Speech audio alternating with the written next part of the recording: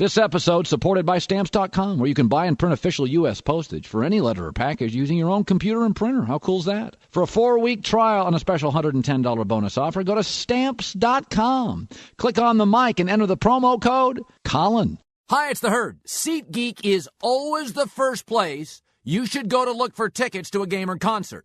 They search multiple ticket sites, ensuring that you get the best possible deal. That's SeatGeek. They do all the work, save you time and money. To get a $20 rebate on tickets, download the SeatGeek app, go to the settings tab and click add a promo code. And that promo code will be HERD. SeatGeek will send you $20 after you've made your first ticket purchase. Download the SeatGeek app, enter the promo code HERD today.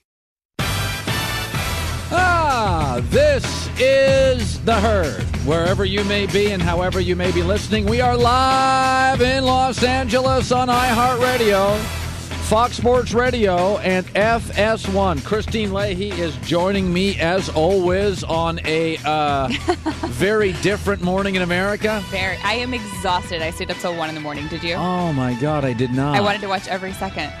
Yeah, I stayed up till about 11, and then I got really tired, and then I woke up at 3:45 and went back to the television set to watch. You did? Well, I got 5 hours of sleep, and that was fine. No, I'm fine. You're very different than me. So it's interesting. Let me start my show by saying this. I got a million texts, even from my bosses this morning, and they're like, "Oh, what are you going to say? What are you going to say? What are you going to say?" And I think I've built an audience over the last 25 years, and I think I've built it not on the best voice, not on the best look, not on the most sports knowledge. I think I've built my credibility on I'm authentic. I don't care what you think. I don't care if you hate me. I don't care if my bosses hate me. I'm authentic. And so I think it would be totally inauthentic for me to not spend 2 to 3 minutes on the election last night and what it means to me and what it means potentially to you. So I watched the election stuff last night. Did you notice where all the reporters were last night? Did you see that bureau in Kansas City? Did you see one in South Dakota? No. They didn't have a bureau in Montana either, or Indianapolis. They were all based in New York. One of these days, our politicians will figure out New York doesn't decide the president. Ohio does. That's why we love the Cubs. We relate to the lovable losers who aren't the richest, who aren't the most successful, who aren't the most handsome. They're relatable. Authentic. Relatable. The blue team's out, the red team's in, because they were more relatable in the suburbs and in rural America. Is Trump a concern? I think our republic is built to withstand Trump. What our republic is not built to withstand is a media that the American citizens don't trust. And oh boy, you do not. That was a middle finger to the American media, to the American establishment, to the political system. That wasn't a vote for anybody. We didn't like either of these candidates. It was a vote against New York, against L.A., against power, against wine sommeliers. America last night voted for McDonald's and pizza and the Packers and the Big Ten Conference and Judge Judy. On Twitter, Colin Kaepernick's a star. In the real world, Brett Favre is because he's relatable. And Charles Barkley is because he's authentic. Jim Harbaugh orders a milk with his steak. He takes a glove to the game. He goes to wrestling events. He wears those khakis. And he is rolling and relating to regular people. Look about what's popular in America right now. It's not the New York Jets. It's the Packers, the Cubs, Michigan football, St. Louis Cardinals, Big Ten Conference, pizza, not kale salad. The burbs in rural America spoke last night, overwhelmingly. And they said, we don't trust you. We don't trust the big establishment. And we don't really trust the people in power. And we don't trust our government. And we don't trust our Congress. And we're voting you out. Blue team out, red team in. And I watched media last night, and I listened to media this morning. And the political media is disgusted. And they're blaming the public. Man, look in the mirror. Get off Twitter. Colin Kaepernick's a star on Twitter. Brett Favre and Charles Barkley are in the real world. Why did America root for the Cubs? Not the slickest, not the richest, not the winningest. Right in the middle of the country. Lovable losers. I live in a bubble on the beach in L.A. It's blue territory. But if I got in my car, there's 3,000 counties in America. 3,000 counties in America. I live in a blue county. If I got in my car at the beach in Los Angeles and I drove to the other side of the country, I would drive through about 400 counties. 390 would be red. Our republic is built to withstand presidents. Jimmy Carter was a bad president. Interest rates were 16%. You couldn't afford to live in a home in America regardless. Maybe not even Trump could live in the home he wanted to live in. But our country is not built to withstand a media in the bag for one side, untrustable, condescending, unrelatable, elitist, and out of touch. You spoke, you voted, blue team out, red team in. Let's work together.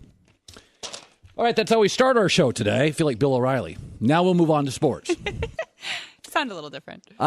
Speaking of sports, and speaking of polling, last night in America, Americans lied to the pollsters. Wow, did they lie? So the College Football Committee came out last night, and they said Alabama 1, Clemson 2, Michigan 3, Washington 4. But I've been saying for years and years, I always go to a different poll, the one I can trust, Las Vegas. Las Vegas has a ranking every week in college football. And do you know what they think? They think the committee is biased. They think the committee has a Big Ten athletic director and a Big 12 athletic director and a Pac-12 athletic director and an SEC athletic director and a bunch of former coaches. And Vegas doesn't trust the committee. Trust. Big word today. You know what Vegas thinks? That USC and LSU are way better. And that Washington maybe isn't. Because on a neutral site, Vegas thinks Ohio State would beat Louisville and Washington, and so do I. I'll give you an interesting team last night on that committee. LSU. The committee thinks LSU is barely a top 25 team. Vegas thinks they can beat anybody. Vegas has them 8th. The committee has them 24th. It's interesting, isn't it? So LSU lost to very good Auburn on the last play of the game. Lost to Wisconsin, a very good team at Lambeau, largely driving for the score. And was tied with Alabama at 0-0 in the 4th. Vegas is like, well, obviously, that team's very, very good. The committee, fear-based, all sorts of people protecting their space, said LSU is no good. Vegas is overwhelmingly right. Vegas is way more trustable. Vegas is way more relatable. LSU's losses have come against good teams, Bama, Wisconsin, Auburn, often games in which LSU was driving for the score or scored against Auburn and thought it counted. And the committee, which apparently has decided based solely on wins and solely on the way it's built in its structure, LSU's no good. When I looked at that poll last night, LSU's the team I looked at.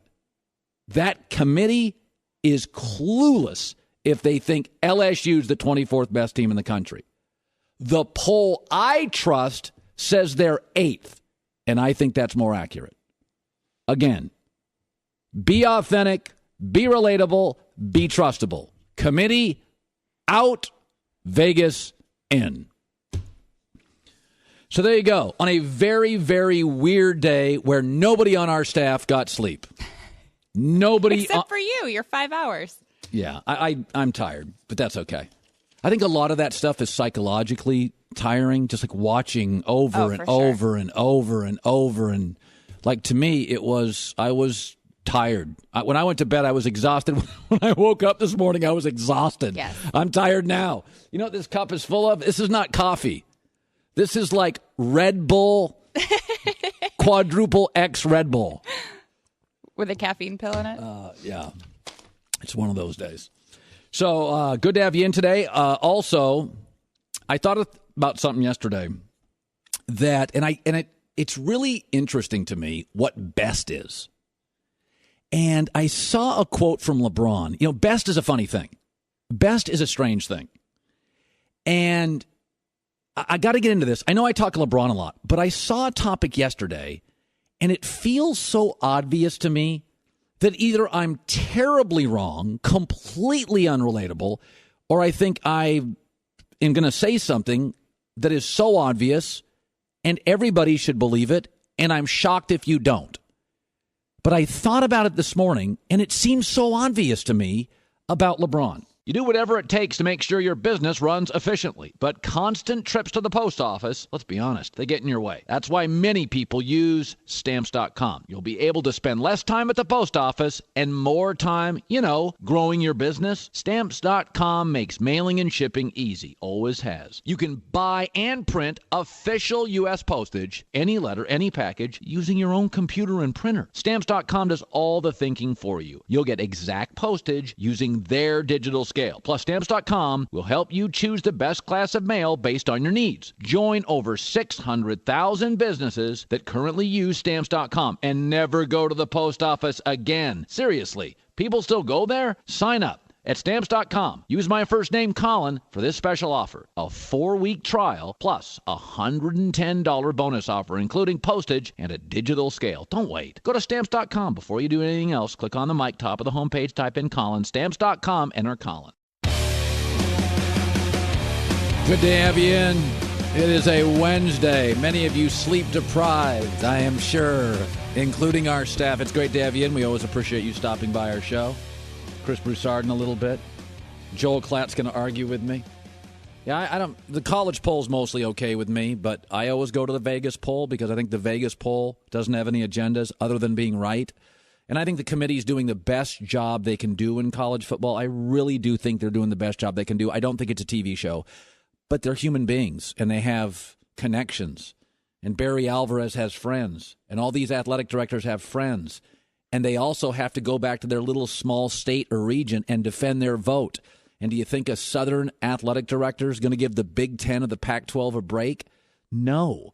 In the end, I trust Vegas more than I trust the human beings on that committee. And I like the human beings on that committee, but I do realize they're protecting their space and their conference and their hometown. And when they go to the grocery store, and everybody know whose side they're on. In Vegas, nobody cares. Vegas said Ohio State's better than those undefeated teams. And in my opinion, neutral site, I called again this morning, Vegas says Ohio State is the 4th best team in the country, not undefeated Washington. That's all I care about. Neutral site, who would win. I'm not paralyzed by records. So last night, Cleveland lost, actually, just an NBA game. And not that big of a deal. But he moved into the top 10, LeBron James did, in scoring in the history of the NBA. So LeBron now is a top 10 scorer. And it's interesting because I'm reading a story this morning, and his high school basketball coach says, it's funny.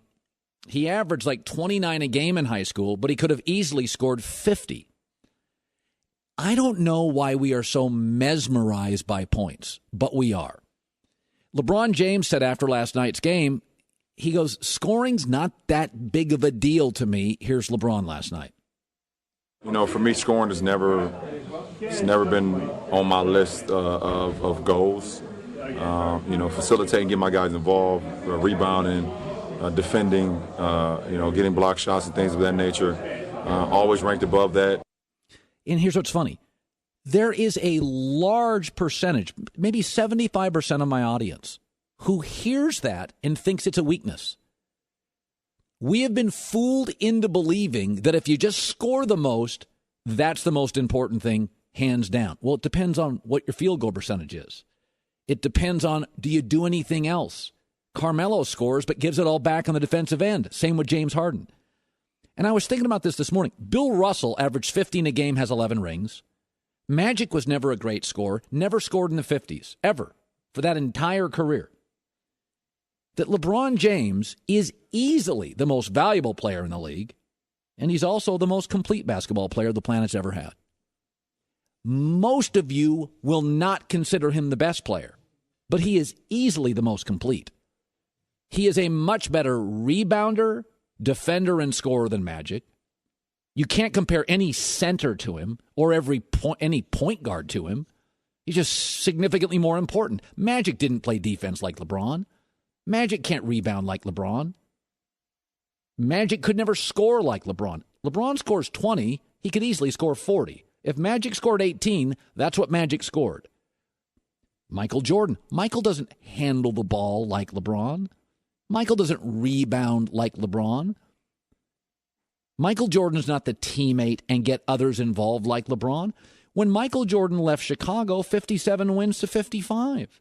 Even when he left the Wizards, 35 wins, he left. 2 years later, they were a playoff team without him. Tom Brady leaves, the Patriots win. Wayne Gretzky leaves Edmonton. Edmonton won a Stanley Cup. LeBron leaves Cleveland. The franchise essentially folds. Comes back best team in the league. There's never been a player like this. Ever.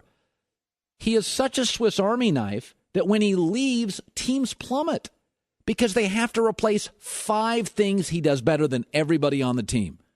Michael wasn't the Bulls' best ball handler. He wasn't the Bulls' best shooter. He wasn't always the best teammate. He often didn't engage everybody. He wasn't the best rebounder. It's just remarkable to me is we punish LeBron. Willie Mays was a better baseball player than Babe Ruth. Babe Ruth is considered best baseball player ever. Willie Mays had 660 homers, 338 stolen bases, 12 gold gloves, and when he started playing baseball, that didn't exist. He would have won 16, 3,200 hits. I mean, Willie Mays could do everything. There was no other Willie Mays. We never had another Willie Mays. We've had a lot of power hitters. But in our society, Babe Ruth's the king, home run power. In our society, Michael Jordan the scorer, scoring power. But before Michael Jordan existed, we considered Bill Russell, 11 rings, great rebounder, great defender, decent scorer, to be in that top 2 class of all time. In fact, Bill Russell would be deeply offended if he considered Wilt or Kareem in his class because of his rings and rebounding and shot blocking. But when I watch LeBron, and I won't apologize for it, there's never been a basketball player that complete. You've never played with a guy at the Y that can rebound, ball handle, score, pass, communicate like that. You've played with a lot of guys at the Y that can dribble. You've played with a lot of guys at the Y that can rebound and shoot. You've played with a lot of guys who are great athletes on both ends. Never played with a guy like LeBron. Never played with a guy that can do everything like that. The big can't dribble. The little guy can't rebound. He can do both. Christine with the news. No. Turn on the news. This is the Herd Line News. Tony Romo has reportedly been medically cleared to return, but he will not start in Week 10 against the Steelers. So this has to mean the first kind of clear indication that the Cowboys are going with Dak Prescott over Tony Romo. Yes, they are. I'll tell you something. You're not going to believe this later, but by the end of this hour, I'm going to say something. You're going to think I'm nuts. There is something that's going to happen Sunday in the NFL. Okay. Does it have to do with the Cowboys? It won't be Trump-level shocking, but it will be shocking in regards to the Dallas Cowboys. I'll just leave it at that. Okay. Leave it at that. Speaking of the Cowboys, it sounds like Des Bryant might even be okay with Dak Prescott continuing to be the starting quarterback. He says he's content with his targets and his role in the team because the Cowboys keep winning. And remember, on Sunday, he just had 1 catch for 19 yards. Do you buy this? I think Dak Prescott is going to tire of Des Bryant. Why? He didn't throw any temper tantrums. He was completely level-headed after the game. Des Bryant, as Chris Carter said, has not worked on his game. He's increasingly hurt. I think Des Bryant's career in Dallas not going to last long. So even more reason to stick with Dak. You don't have to worry about if I was given a choice between a young, improving franchise quarterback and an older wide receiver that's unbelievably talented, often hurt, hasn't worked on his game, I'll tell you, I think Dez Bryant is in danger of not being on this team next year. If you could find a general manager that would take him off your hands and you could get a pass rusher or good draft picks, I don't think he's that valuable. I think he's a luxury item. I don't think Dez Bryant's that valuable. I think Dallas could win every game remaining without him. Does he have anything to do with the shocking news you're going to tell us? No. Okay. And finally, the San Diego Stadium vote has failed. So that means the Chargers are likely to move to Los Angeles. This was the bill that would have increased hotel taxes and bonds to pay for a new Chargers stadium. So they will likely announce a move to Los Angeles in the coming weeks. And they also have the option to share the stadium that the Rams are building, which is interesting. I feel like we have one not-so-great football team. We don't need two not-so-good football teams. You know what? San Diego's a great city, but the reality is, Christine, is they're not very well run. Mm-hmm. And if this was a really good franchise like Denver, or it was a really good franchise like New England or Green Bay, it would have passed. But San Diego, the last 20 years, hasn't made the playoff 14 times. Mm-hmm. They've run through really bad coaches. Right. They fired a 14-2 coach, Marty Schottenheimer. Their first-round picks are always in holdout because they're cheap. Basically San Diego, much like our constituency in America last night, said enough is enough. The product's average, and we're not going to pay more taxes for a stadium. Makes sense. So it's not the location. It's just that they're not winning. So I support a losing team. By the way, San Diego's a great area, and there's a lot to do, and you can use that as an excuse. But in San Antonio, if you wanted to build a new arena, the San Antonio Spurs have added to that community. They've made the St. Louis Cardinals have added to the community.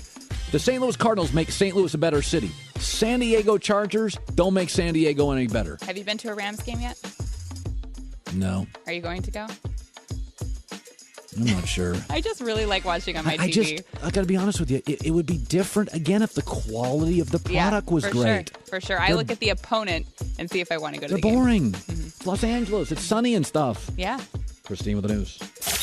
Well, that's the news. And thanks for stopping by. The Herd Line News.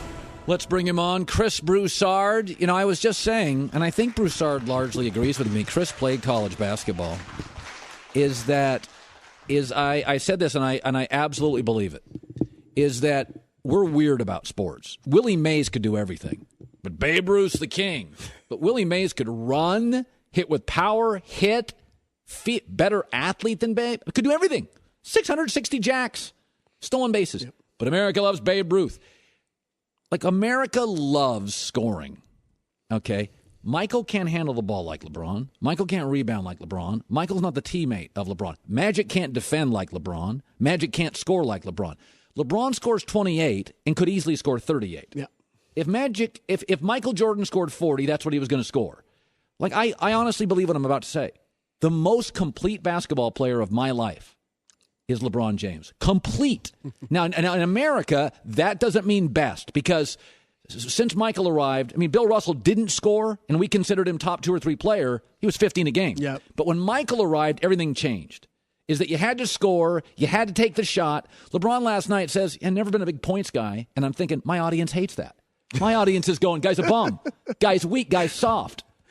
You're looking at me like I'm crazy. I think LeBron's the most complete basketball player on the planet I've ever seen. I think I said it last week that LeBron, I believe, is the second greatest player of all time. Behind Michael Jordan, the second greatest player of all time.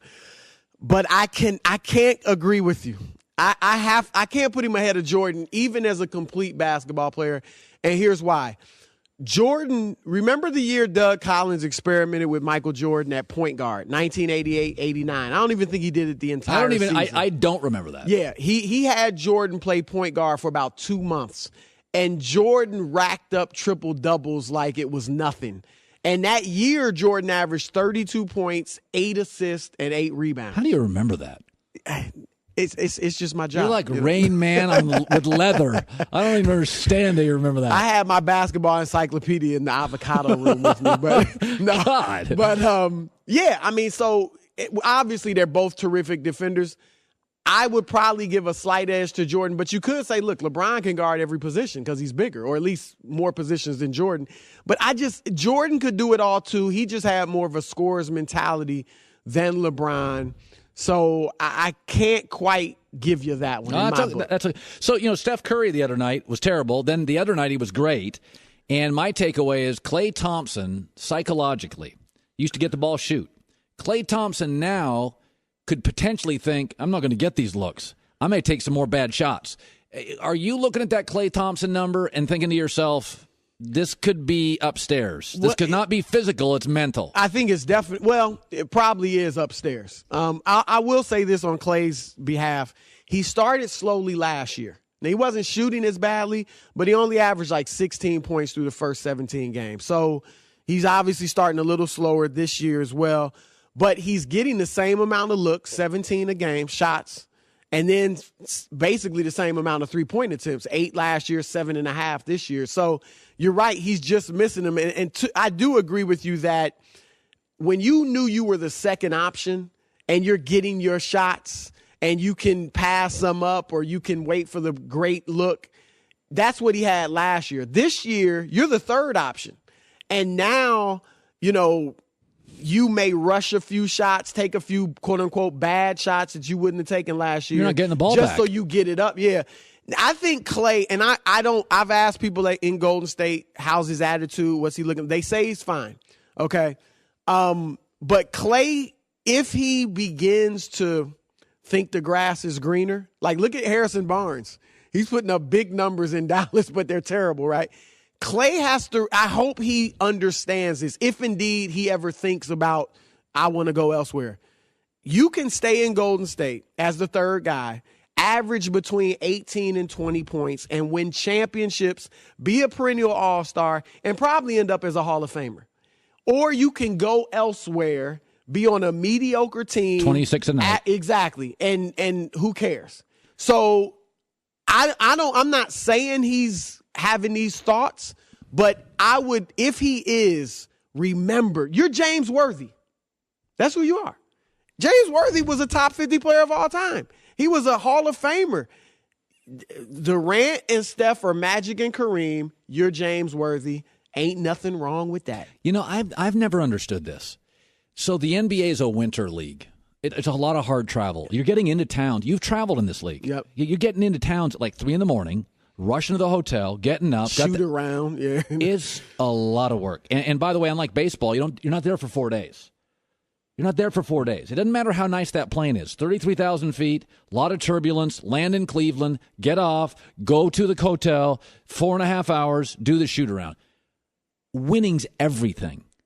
It's everything. A losing team in the NBA, how miserable. Like in the NFL, if I'm on a losing team, I got 16 games. Exactly. Yeah. I mean, I get my money. It's fine. My stats, I can make Pro Bowls. But, man, I always thought like baseball. Like in baseball and basketball, the travel. Do you know how miserable a life it would be to play for the Pelicans?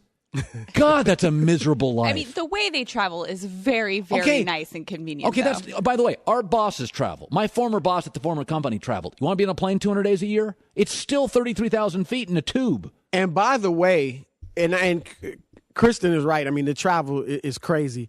But they sleep, Antonio, I've always wondered, what about the beds they sleep in? Do they sleep in normal hotel beds like the rest? Because I've stayed in the same hotels as they stay in. Yeah. And the beds are normal size. So Antonio Davis told me guys sleep diagonal. Just so king-size beds. Yeah. Do they? Yeah, they're king-size. But we all get king-size beds. I'm 6'2", and my feet hit the end of the bed. Yeah. On a king? Yeah. What do you have, like 5 If you're pillows 7 feet tall, a king's not holding you. Yeah, you got to go diagonal. And by the way, these guys maybe are long. You got company. I don't know. I'm just, No, for sure. By the way, they're not going straight to bed when they get in the hotel. So it's but you're right. Like midway through the season, or maybe even earlier, if you're on a terrible team, it's awful. Oh yeah, it's a terrible life. I've known guys and you can see why guys say, "Well, look, I'm getting paid," and you begin to slack off, even if it's subconsciously. If you know your team's out of it, you can begin to slack off. that's why you have to give credit to the guys on bad teams who are stars who still give it their all. All right, so the Lakers, it's so ironic. They play great against Golden State. Then they go out against Dallas last night, and they stink. What do you make of them? They're fun to watch. I will say this. I love the direction they're going in. I think Luke Walton, it's early, but he's proving that last year was not a fluke. A lot of people thought, they could have coached themselves. They have veterans. You didn't really have to do anything. Even people in Golden State, they love Luke, but they felt like, look, he's not quite what people think he is yet. He can get there eventually, but I think he's come out and surprised people. I love they're moving the ball more. There's obviously more joy and teamwork amongst the players. So I like it. I think people are getting ahead of themselves when they say they're going to make the playoffs. Oh, come on now. They're not in a playoff They're not team. making the playoffs.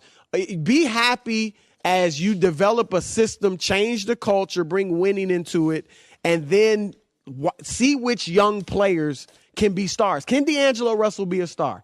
Can Julius Randle be a star? Or Clarkson or Ingram? That's what this year is about in establishing that culture, and I think Luke's doing it. So I love where they're headed. By the way, the election last night, you've been in Akron. Yes. And you've been in Des Moines, Iowa, even. Okay, so I'm Middle America. Yes. So you're Middle America, and then you went and worked for the New York Times. Yeah. And then you're in L.A., and that's a fancy place. Yeah. And I made the argument last night that blue team lost, red team won, and the red team basically said, you're losing touch with us, and we love our Cubs, and we love our Packers, and we love our Judge Judy, and we love our McDonald's, and we're not going to eat kale salad. And the suburbs in rural America said last night, you're losing touch with us, so we're reeling you back in a little bit. We obviously live. So when you've lived in the middle of the country and you've lived in I just want New Yorks and I want your Californias. perspective for 90 seconds. When you watched TV last night, what was your macro take on what you saw in America? I was surprised. I mean, I thought, all the polls and everything said it was going to be close. So I thought Trump had a chance, but when it started happening, I was like, man, this dude is really going to win. And that surprised me. For what you brought up about Middle America versus New York, D.C., Los Angeles. Overwhelmingly voted blue. Yeah, it is very much different. And the media obviously is dominated by those three areas we mentioned: L.A., Washington, New York City. And I do think they're somewhat out of touch with Middle America. There's no question about it. Just like you said, look at the blue and the red states. And I think we were even talking about it in the avocado room, as we call it. The avocado room, folks, is where our guests go to have a bagel and a cup of coffee before they come on the air. It's the color of avocados. Yes, color of avocados. Some of the guys, and I do agree with this, I think some of the guys felt like this was somewhat of a lot of people with conservative social values, not that Donald Trump is necessarily conservative socially, but they feel like they're being labeled as bigots just for holding these conservative social views. And they felt, and I agree that there was some pushback for that. I do think that there was a little pushback by some segments of America over, what they feel like they're losing control of the country. Sure. And I think that's in response to some of the Black Lives Matter. Even some people may not have liked having an African-American president, although he did get elected popular. twice. Yeah, and he's 57% approval rating. Yep. So I just think that those are some of the things that came into play. But I tell you, African Americans on the whole, I really was not a fan of Trump or Hillary, but African Americans on the whole are very, and I mean a lot of my family members, very, very distraught.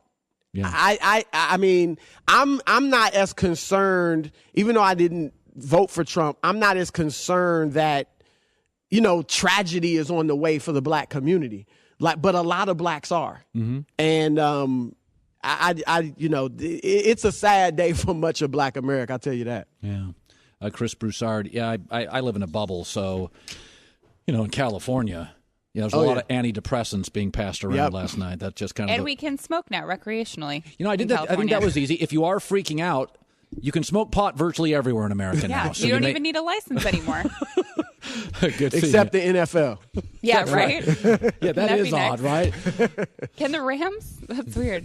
Hi, it's The Herd. Buying tickets online for sports and concerts has always been kind of a confusing process for a long, long time. Always been hard to find the best deal for that game or show you want to do. And none of those older ticket sites, they don't want to change that. But SeatGeek is different. They've come along and created an amazing app and website that makes it easier than ever for you and I to buy and sell tickets. SeatGeek is the place you should go and I go to look for tickets to a game or a concert. Everything about SeatGeek is designed to make life easier. They do all the price comparison for you by searching multiple ticket sites. And they want to help you get the most bang for your buck. That's why every ticket on SeatGeek is given a grade based on value. So you immediately see any underpriced seats and you find the best deals that fit your budget. Best of all, my listeners in The Herd get a $20 rebate off their first SeatGeek purchase. So to get your $20 rebate, download the SeatGeek app, go to the settings tab and click add a promo code, and then just enter HERD. SeatGeek will send you $20 after you've made your first purchase. Download the SeatGeek app and enter the promo code HERD today. The best American soccer player, potentially, of my entire life and in this country's history, Christian Pulisic, will be joining us in the last hour today. Yeah. So every year in the NFL, this is a weird thing. Every year in the NFL, there's only one or two of these games, okay? And it makes no sense. The line comes out, and it makes no sense.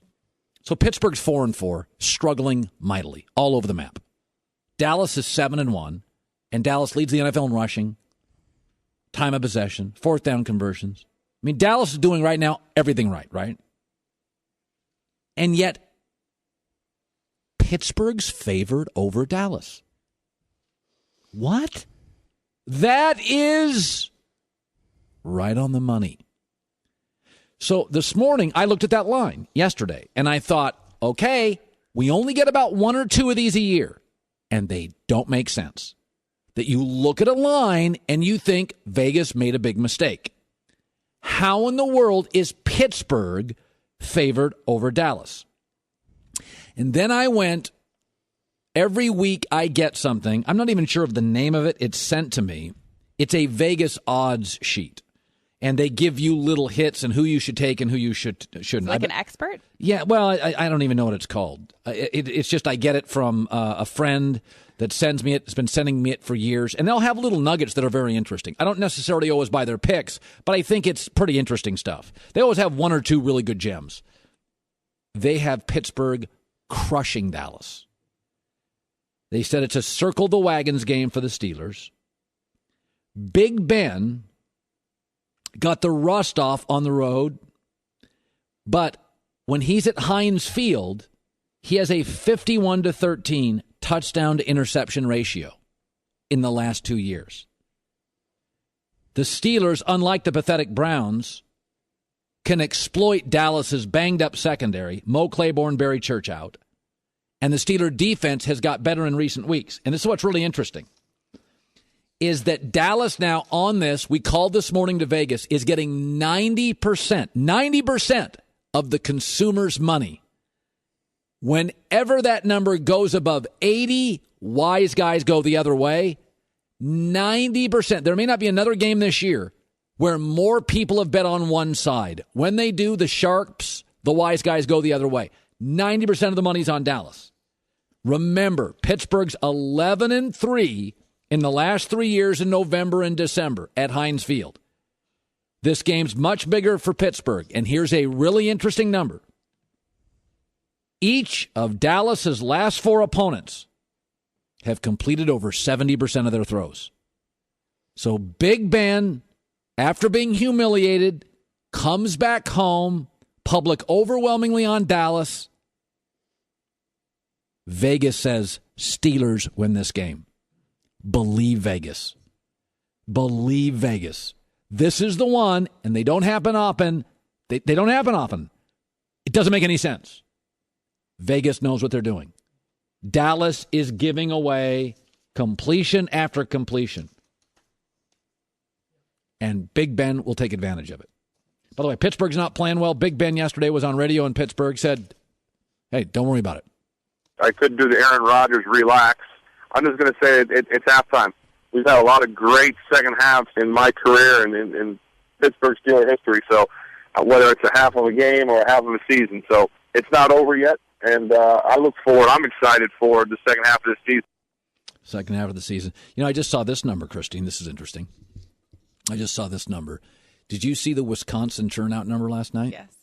Yes. It's not that Trump won. Democrats that didn't show up. Yeah. It wasn't about Trump in Wisconsin. It was about Democrats didn't show up. So the Democratic candidate just didn't instill enough energy into the base. Trump didn't get a lot of votes. Romney and Bush got the same number of votes and lost the state. It was Hillary didn't engage her voters. Yeah. Wisconsin's a great example. Wisconsin wasn't about Trump. Wisconsin was about Democrats not getting off their butt and voting. And more registered Democrats voted Republican than registered Republicans voted Democrat. Yeah. So in a lot of this stuff, you know, I mean, much of this stuff is, can you relate to people? Can you get people off the couch? There's more registered Democrats in America than there are conservatives. Can you get people off the couch? You know, I said this. Jim Harbaugh, to me, is really, really very, very interesting guy. And Jim Harbaugh, since he arrived at Michigan, I remember going to the Super Bowl last year.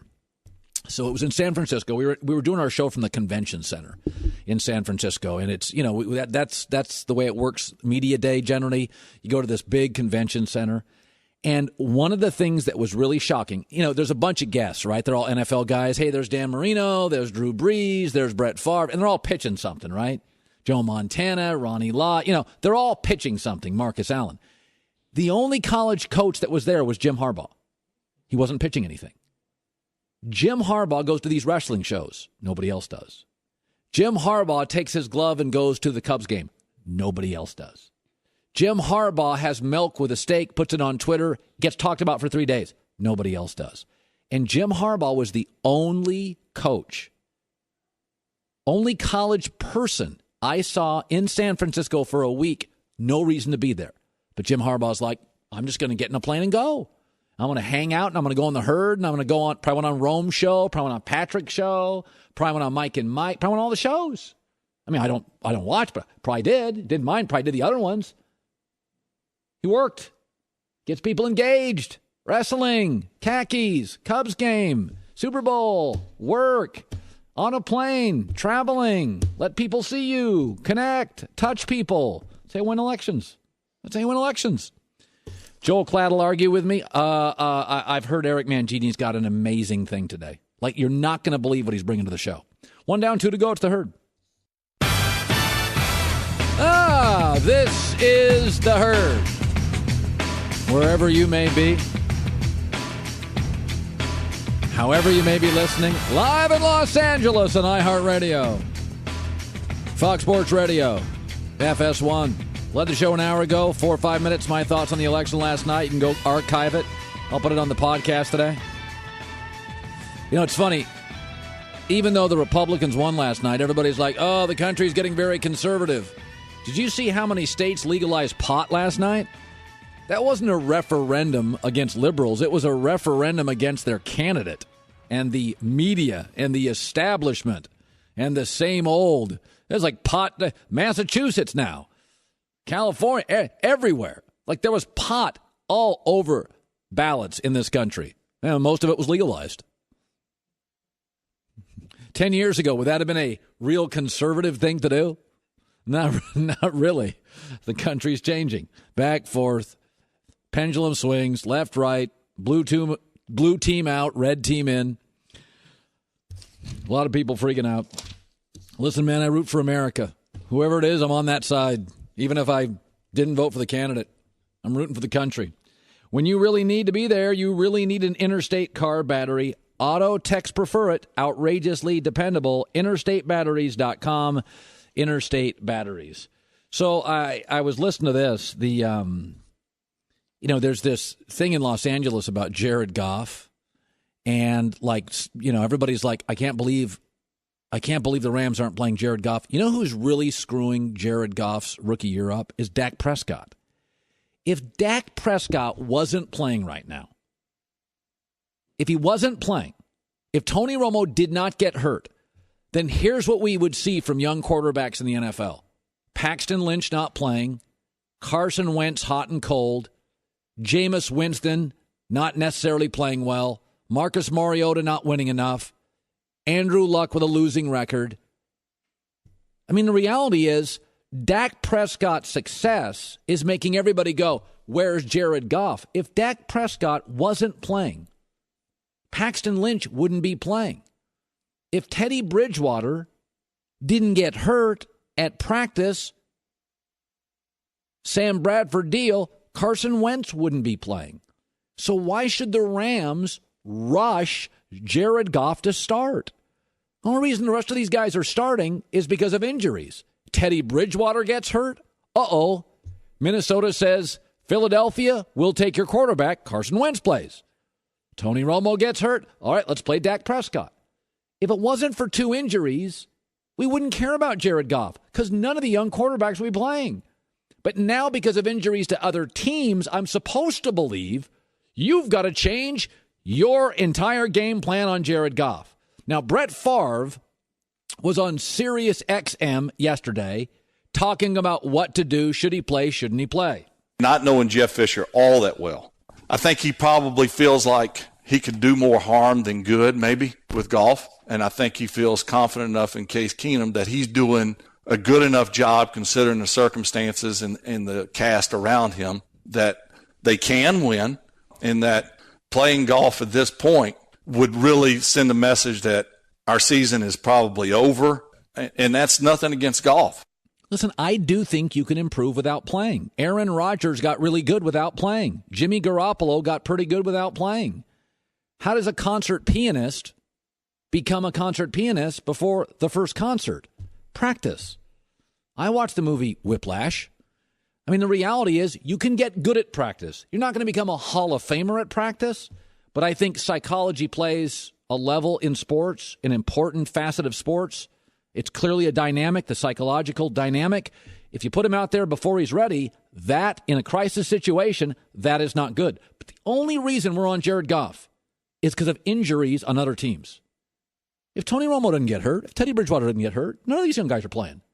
So Jeff Fisher's saying, why am I going to let injuries to other teams dictate what I do with my young quarterback? Now, Chris Carter came on this show. He thinks Goff's a bust and they're hiding him. Like, when are the cookies going to be ready? When the stadium's ready? I mean, my goodness, like, I need the cookies now. I'm in L.A. I don't care if he completes 50% of his passes. He'll get better in the game than he will sitting on that sideline. The guys know he can't play. They see him in practice. They know he can't play. They messed this pick up, Colin. No one wants to say it. But it's a tremendous blunder on the organization for this team to move from St. Louis and to be here in L.A. and the fans to be yelling, we want Goff. I don't know if he's right, but Brady, Carson Palmer, Phillip Rivers, Tony Romo, Aaron Rodgers, Drew Brees, and play their first year. What Jeff Fisher is saying, fundamentally, operationally, why would I let 2 injuries on other teams dictate how I run my business? I'm not playing him yet. Okay, last night, the committee in college football, believe it or not, I actually watched that briefly. How did you do that? Well, you watch it, the committee, and then I moved on to other channels. Okay. So the college football committee came out with Alabama, Clemson, Michigan, and Washington. On the right of the screen, I'm going to show you what Vegas came out with. Alabama, Michigan, Clemson, and Ohio State. Washington 6th. The committee loves them some Texas A&M. Let's bring on Joel Klatt, who's doing a great game Saturday. Yes. Washington hosting USC. I cannot wait for that game. Okay, like last night we were talking about polling and exit polling, right? Well, the Vegas poll says we don't trust the committee. We don't buy what they're selling.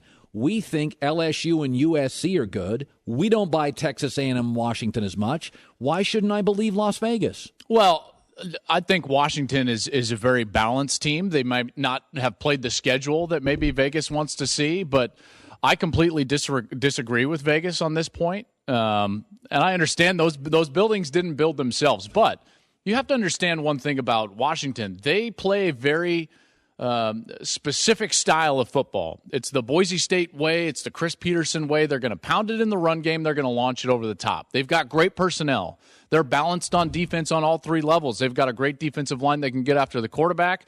They've got athletic linebackers that tackle well in space, and probably the most undervalued secondary in all of college football, which is going to get a great chance against Juju Smith-Schuster this Saturday.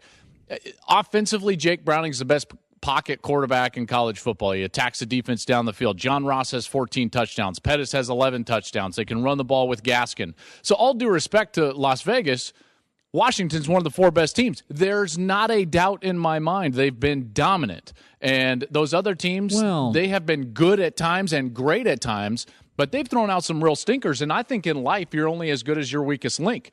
The consistency for Washington, far better than Louisville or Ohio State. Why, if they're so consistent, then why did they almost lose to awful Arizona and Utah, who's decent, had them on the ropes? Utah's very good, in particular at home. Yeah, the Arizona game is a stinker. There's no question. Okay. But Clemson has had those too. Troy had them dead to rights. And North Carolina State, all they got to do is make the chip shot field goal, and they win the game. I mean, Arizona was never that close, albeit in overtime. But we've seen stinkers from everybody. That one, at least you could say it was early in the season with a young team, their first chance on the road. They got past it and have been dominant since. They didn't ever have to lose. You know, Louisville's lost a game. Ohio State went out there and lost to Penn State. Yeah. Something needs to be said for that. Yeah. You have a big problem with records. I have no problem with losing. I think if Ohio State... Then why do we play? Well, there's nothing wrong with losing a game at Penn State that's going to go 10-2 and losing a game you led by 12 with 8 minutes to go. That's not a terrible loss. So is going undefeated better than going through a season with one loss? Yes. Scheduling better is impressive. When you schedule Idaho State... Hold on. The schedule makeup has to matter. Right. The makeup of the schedule has to matter. Washington's going to face 10 Power 5 teams, plus a conference championship game. So only one group of 5 and one FCS. How is that different from everybody else? I'm just saying, so far, like, for instance, I think Wisconsin's real good. Wisconsin's lost a bunch of games, but they played a great schedule. I don't get paralyzed by undefeated. I think it's overrated. I think these athletic directors, you don't like the athletic directors on the committee. I don't like the athletic directors in the offseason that get on the phone and dial up Rutgers. That's what I don't like. You don't like them, and I don't like them. We don't like them for different reasons. So Michigan and Ohio State can play Rutgers, and it's just fine. Well, no, they're in conference. Jim Delaney called them up and said, "Come on in." No, they're stuck. Well, if you're stuck playing Maryland, I'm okay with it. But if you get on the phone and dial Maryland, then I have a problem. You know, yesterday Goulet on the show sided with you. He believes, and I just think this is crazy, but you think this too. Goulet sides with you. He thinks this committee thing is all kind of a TV show until the final poll. Oh, no question about it. If this was a press release and not a television show, it would be much different. You wouldn't have the wild swings. Right now, the committee believes in their own power. There's wild statistical variance based on one rogue variable in a 12-variable equation, which I think is just totally asinine, to be quite honest with you. I think you're only as strong as your word. As a person, as a group, as an entity. And this committee constantly goes back on their word on which criteria is the main criteria, week to week. You think they sit in a room and it's like, hey, Larry. What, Jim? Larry, I'm just moving the Aggies up because it's better for Klatt to complain about. All right, Jim, I'll put them at 4. No way they're top 10. Here's what I think, is that you get into that room and it's a no-win proposition. So you default to the only thing that you can defend yourself with, which is these ridiculous resume metrics. And so we failed to watch the games. Did anybody see that Cal has beaten 2 ranked teams at home? They were undefeated at home, and Washington went out there and blew the doors off of them. Yeah, I'm not saying Washington's bad. I'm not. I'm just saying I think Ohio State's got the best coach in college football and better personnel. So I think Washington's good. Florida and LSU get moved way down. Florida out of the poll. LSU down 11 spots. LSU plays Alabama tougher than Texas A&M. Yep. A&M loses to Mississippi State, who lost to like South Alabama. I know. And A&M moves down 4 spots. Listen, I don't love the committee either. The committee is a joke, Colin. It's an outright joke. No question. Do you have your what do you make of this? So the Big Ten announced Friday. Yeah. They're gonna play a couple of Friday games. Yeah. Now, first of all, not many, and it's not Michigan. I think it's 6. Yeah, and they're cruddy. It's like Ohio and Purdue.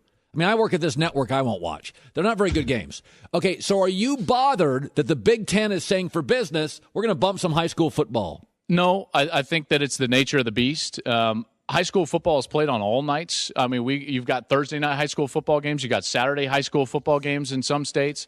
So I'm not as upset about that. I tell you, I am a little upset that all these pseudo dictators and head coaches and athletic directors think that they can be above the collective bargaining agreement between the networks and the conference. And they're saying like, oh, well, we're not going to do that. Well, what, do you like money? Because guess what? We're paying your checks. So if we want to put you on Friday night, then you're going to play on Friday night.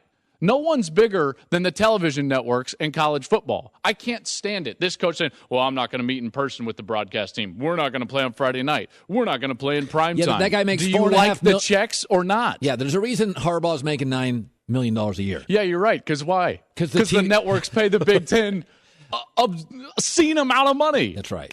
All right, what's your upset pick of the week? I think I've got a good one here. I think Auburn is going to get a run for their money at Georgia. 7.5-point spread. Georgia's at home. They've only lost 2 home games by a total of 4 points. One of them was that crazy Tennessee Hail Mary, which should have never happened because of that ridiculous celebration penalty. You have not penalty. been great on your almost upsets this year. I've been like 50%. Better than the pollsters. Who would have thought Kurt Schilling was the most accurate pollster in America? All right, that's your upset pick of the week. Joel Klatt, good seeing you, buddy. I just love talking with you. 10 minutes are wrong every week from Colin Cowherd. Everybody's so exhausted on today's show because everybody went, like Christine got to bed at 1 a.m. last night. So did you, Joel, right? I did. I'm a political junkie. What did you do this morning? Did you have a Red Bull? We're all just exhausted. I just love college football. So it just gets you amped no matter what? That's right. I wonder how many people in America last night watched the coverage. I stayed up that late? I bet you I don't know. The Super Bowl has, how many people watch Super Bowl? 100 million people? It's got to be higher than that, right? The election coverage last night has to surpass the Super Bowl. It went so late. I would assume, but yeah, I mean, can you? It's 1 a.m. West Coast. Would you say, John? Remember how many networks cover it though, so it's the viewers splinter among 8 different networks. But if you add them all up, it should be much bigger than a Super Bowl. 75 million? I think it would be under a Super Bowl. Really? Why? Yeah, because the Super Bowl is the middle of the day. I mean, that's 3 a.m. East Coast, 4 a.m. East Coast. I was in an Uber last night, and the guy was like, "Hey, do you guys mind? I don't want to listen to music. Can I turn on NPR?" Like everybody. No. was listening and watching this. I walked through the neighborhood last night. Every TV, I could see it through the curtains. Not that I was a peeping Tom. Yeah, I was just creep. Yeah. The one thing I was gloriously happy about last night is that I don't trust most of the media, and the political media is clearly the nation doesn't trust it. 32% of Americans, that's all left that trust the American media. Like the media is not trusted by the country, and frankly, a lot of that I totally agree with. But if you love the country for the past 8 years and thought it was a great country, and suddenly you hate the country today, it's the same country. Blue team out, red team in. It's the same country. We'll survive. Rex Ryan did something after losing to the Seahawks this Monday. And he was very upset at Richard Sherman. And so Rex Ryan, after the game, did something. And I don't like what he did, but I'm not a huge fan of Rex Ryan. So I'll try to be honest. I'll just let the tape play and go ahead. Guy's a great player, but he did I guess it wasn't as bad as I thought. I thought he roughed our kicker. It was a ridiculous play. No question. Then he's over on the sideline basically taunting us. And so I had some words. I think I said that, you're too good a player to act like an ass. Yeah, like that's your job as Buffalo's coach to worry about Seattle's players. Pete Carroll was on Seattle radio yesterday responding to that. You have Rex Ryan saying after the game that A, Sherman roughed the kicker, and B, used a 3-letter word to describe him. What do you make of Rex's response? I just wish he'd coach his own team. That's it. Just coach your own guys. Like, what's Rex Ryan doing? You know what happened Monday night? Pete Carroll won a game he should have lost, and Rex Ryan lost a game he should have won. And that Pete Carroll has done this all throughout his career, and he's done it in Seattle. Last year in the playoffs, Minnesota totally outplays Seattle. And Seattle got a break when Minnesota's field goal kicker from about 5 feet away missed the kick. But from 27 yards left hash. Snap good. Spot down. Walsh's kick is up. And it is no good. He missed it. Are you kidding me? The season can't end like that. Okay, but that was a game Seattle was outplayed on the road and won. The previous year, there was the Green Bay football game that Seattle was outplayed, a playoff game against Green Bay, and they won. Pete Carroll, Monday night, was totally outplayed. Buffalo had 40 more plays. Buffalo had the ball over double the time Seattle did. Seattle had it 19 minutes. Buffalo had it 40. And Seattle won because well-coached teams can win games even when they're absolutely outplayed. And Seattle was outplayed Monday and won, like they did at Minnesota in the playoffs last year, like they did the year before against Green Bay at home in the playoffs. Conversely, Rex Ryan loses games he should win.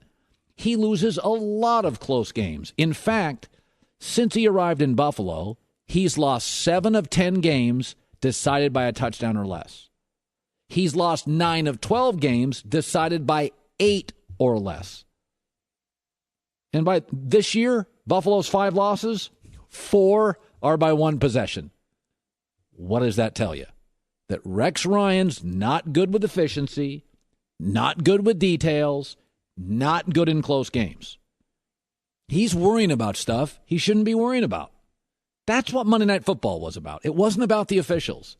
It was about Buffalo once again losing a game with Rex Ryan as head coach. They outplayed the opposition. And about Seattle once again dealing with massive injuries, figuring out how to win a game they had no business winning. Christine with the news. No. Turn on the news. This is the Herd Line News. After the Knicks' 2-4 start to the season, Phil Jackson said he is unhappy with the lack of the Knicks using the triangle offense. He's saying they're only using it limitedly. He would like to see them use it a little bit more. They rank 13th in offensive efficiency so far this season. I think the triangle is outdated. Every time I hear Phil talk about the triangle, I think you got to move on. It's not built for today's type of players. You know, it's interesting. In most sports, if somebody does something and it wins a lot, everybody copies it. Right. Like Chip Kelly at Oregon. Yes. Everybody's like, I'm going to copy it. Yep. And Belichick, let's use the tight ends a lot. I'm going to copy it. How come nobody copied the triangle? Because it's not successful for everyone. Well, I mean, if that's my point, is that if it was great, there's so much money in sports, you just copy it. Yeah, it works. You adjust your offense to the players that you have. You don't force the players to play the triangle because you like the triangle. Think about this. In sports, we even copy dumb stuff, like the Wildcat offense in the NFL. Mm-hmm. Like, we'll copy dumb stuff if we think it can win games for us. Nobody's ever copied the triangle. Mm-mm. So maybe the triangle's overrated. Yeah, time to put it to bed. Cristiano Ronaldo signed a deal with Nike worth for a lifetime for $1 billion. What? LeBron has a lifetime deal with Nike that's worth about $30 million a year. So I tried to do the math, and it pretty much works out evenly. But it makes me think, would you rather do the deal that's a lifetime deal worth $1 billion or get $30 million per year for life? Well, that goes to do you win Powerball? What do you do? Exactly. Do you take the money? And now I'm not a financial planner. So financial people will say you take the money up front. Yes. I believe you space it out. Now, I know from a financial standpoint that's a mistake. But the good news about let's just make it easy. Let's say it's $100 million. Sure. And I can take $2.5 million for the rest of my life, or I can take after taxes like $60 million. I would take the $2.5 million for life, and the reason I would do that is because I would never get caught in a down market. Mm-hmm. Like, let's say, for instance, you win the Powerball. It's $100 million. You get 60 after taxes, and you put 30 in the stock market, and it crashes, and then you get divorced once. Oh, there it goes. What you can do if you space the money out is you won't be affected by a divorce because you have a prenup. Mm-hmm. You won't be affected by down markets. Right. You won't be affected by bad cycles. And by the way, if you can't live off $2.5 million or $3 million a year, you've got major issues. I'm sorry, but if you can't get by in that, I've talked to this like with financial planners. Like I'll play the Powerball like everybody, and I'm like, they say the opposite, don't they? Oh no, they're always like, oh, take all the money. It's like, do you know? I'm not a financial guy. Do you know the stress I would have if somebody gave me $400 million? What would I'd rather you give me $13 million a year for the rest of my life. Do you trust your financial people? No, I trust them implicitly, but it's the stock market. But let's say you wanted to buy like a $5 million house. You'd have to be like, well, hold on, I can't finish the payment till next year when I get my next lottery check, even though I won $60 million and it's coming to me. You know what? Here's the other thing, though. John brings up a good point. If you won that kind of money, you'd start buying crap.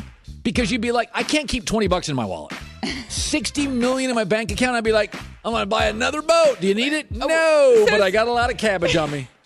You start making terrible consumption choices. Yes. So speaking of which, Goulet and I were having this conversation off air, and the first thing that popped in his head that he wanted to buy was a rocket ship car.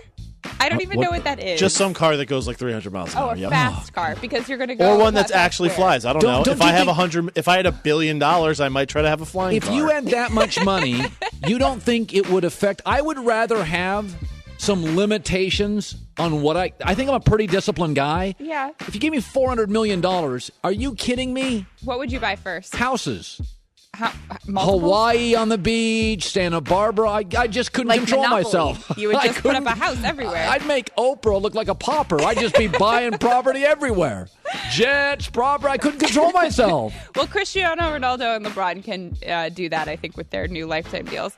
And finally, Jim Harbaugh is comparing himself to a very, very famous, I don't want to say person, character. Okay. Do you have any guess who he could be comparing himself to? Jim Harbaugh. A character? A character. Like cartoon character? Yes. I don't watch. That in itself is a lot. Who? What? SpongeBob SquarePants. My son used to watch that. Yeah. Who lives in a pineapple under the sea? This guy. Yeah. So you watch it, so that means you know a little bit about it. Yeah, I do. So you might understand what he's saying here, and it actually makes sense to me. Jim Harbaugh is saying, hey, I love SpongeBob's attitude. He attacks each day with an enthusiasm unknown to mankind. I model my behavior after him. What a great employee he is. He's a go-getter. He always has a bounce to his step. He's got pizzazz. He puts his heart and soul into making those patties. I think he's awesome. Jim Harbaugh. I mean, he is a kook, but he's a lovable Authentic. kook. I love the authenticity, too. Christine with the news. Well, that's the news. And thanks for stopping by. The Herd Lie Our News. phone number is 877-757-HERD. I haven't taken a phone call in weeks. 877-757-HERD. Today's the day you want to do this? Greg Toohey is yawning. Everybody's tired. Everybody watched the election last night. You know, I was speaking of SpongeBob SquarePants. I go after work. I go work out, you know, sometimes, most days. Where's this going? So yesterday I didn't work out because I wanted to come home and just kind of get some stuff done. And my wife, strangely, we had a weird party at the house last night. It wasn't a party. I don't want to get into it, but it was an event. Like an election party? No, it wasn't at all. It just happened to fall in the election. And my wife is like, where are you going? I'm like, I want to go to my room and see who's winning the election. My wife was getting mad at me all night. You had people over this? Yes, like it was 90 minutes long. It didn't last forever. It was an event we do. That sounds so sketchy. No, like, it's not. So sketchy. It's really. What are you doing for 90 minutes? 90 minutes with a lot of adults, and it's very. There was a lot of sushi and a lot of alcohol. I'm not going to get into particulars. No, it was really a good event, and it helped people. All right. So I was talking. So last night I came home. I was trying to help. SpongeBob. You were talking about SpongeBob. Okay. And the other day, so generally when I get home, I go to the workout club. Mm-hmm. And it's just I can go, I can hide there. I do my workout. I shower. I chill out. I can watch TV. It's just a place to hide for like 90 minutes. And the other day I saw the cutest thing in the world. So at the club, there's tennis and there's, it's just like a place I can go work out, right? Yeah. And they got tennis courts and swimming pools, and I take my kids there and stuff. And the other day, it was the cutest thing in the world. So I come out to the workout room, and I'm going to the shower room, and there's a TV room, like a kid room. So if you have a little boy or a little girl, and you want to go play tennis, they can be in that little room. There were like 8 boys in front of a television. It was SpongeBob. And it was such a great, I wanted to take a picture. It was 8 little boys. Aww. And they were all about a foot from the television. And they were all in their swim trunks, and they'd all been swimming. And when you bring up SpongeBob, they were glued to SpongeBob like I was glued to the election coverage. All these little boys, they were just like and they were laughing, and I'm like, God, that's just great. That's like America. That was just fantastic. That's my SpongeBob story. They're future little Jim Harbaughs. He's onto something. I don't know. My son was totally into it. Now, we wouldn't let him watch it for a couple years because we thought it was kind of, for about a year, his mom was like, it's a little violent. I don't like the messaging. It's a little aggressive. They squeeze the sponge too hard? Well, I mean, SpongeBob could be kind of snarky. And so my ex-wife's like, it's a little aggressive. And I'm like, okay. And then finally he'd come over to my house. And I'd be like, it's not that bad. So he'd watch it. Then he'd go home and say, Mom, I watched SpongeBob at Dad's house. And Mom would be like, how come you're letting him watch SpongeBob? And I'm like, well, we're divorced. I got my rules, you got yours. So anyway, I saw it the other night. I thought it was the cutest thing in the world. Very cute. And I forgot where I was at. So the party, I'm not going to get into the party. It was You've got to tell me. I'll just say it was a lot of raw fish, alcohol, and self-improvement. How do you have a party? It's not an election party on the night of the election. It was my wife's idea. It was scheduled way in advance, and all of a sudden I said... So was the election. I know. Believe me, this was a point of contention last night. I kept running to the media room watching the election. Where are you going? Like, honey, there's a president I don't about know. To be nominated. The world's changing. None of the other people at the party they were weren't doing curious? the same No, thing? the women didn't care. But all the guys, like the women didn't appear to care as much as the guys. The guys were like, I would come back from the room, they're like, what's going on? And I'm like, it's a Def Jam for Donald Trump. He's going to win the election. A Def Jam. He's raising the roof. So Chris Broussard, it was a fine party. So Chris Broussard was on earlier. I saw LeBron last night became top 10 scorer in the NBA all time. And LeBron after the game said, I'm not really a points guy. And we were talking about this as a team this morning, is that LeBron James in my life is the best all-around basketball player of all time. He does more things well. Now, Magic and Michael were great players, but Magic Johnson didn't defend or rebound nearly as well as LeBron did. And LeBron's also a better scorer than Magic. LeBron could average 40 a game. He just chose not to. LeBron's also a much better ball handler. Much more physical presence down low than Michael Jordan was. And I think he's a better teammate. And that's proved by when LeBron leaves a team, they plummet. And they plummet because you can't replace the 9 things he does well.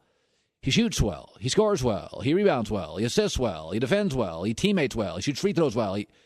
And so where Michael did some things remarkably well, like scoring, there's no doubt, but when Michael leaves, you can replace facets of his game. And frankly, he's a little more selfish, so other people's games can improve because they get more looks. Every time LeBron leaves anywhere, his team plummets. Michael left the Bulls, they didn't plummet. They were a Hugh Hollins call from the NBA Finals. And the Washington Wizards didn't plummet. He left 2 years later, they're a better team in the playoffs. LeBron leaves, teams plummet. So Chris Bruce, I told Chris, I said, nothing against Jordan, but like Babe Ruth's the best baseball player, I would say Willie Mays did more things well. But Babe Ruth had power and the name, and so Babe Ruth is the best baseball player. Willie Mays did more well, was a more complete baseball player than Babe Ruth. And I think LeBron's a more complete basketball player than Michael Jordan. Here's what Chris Broussard said. I think I said it last week that LeBron, I believe, is the second greatest player of all time behind Michael Jordan. Remember the year Doug Collins experimented with Michael Jordan at point guard, 1988-89. I don't even think he did it the entire season. Yeah, he had Jordan play point guard for about 2 months, and Jordan racked up triple-doubles like it was nothing. And that year, Jordan averaged 32 points, 8 assists, and 8 rebounds. Yeah, I don't remember that, actually.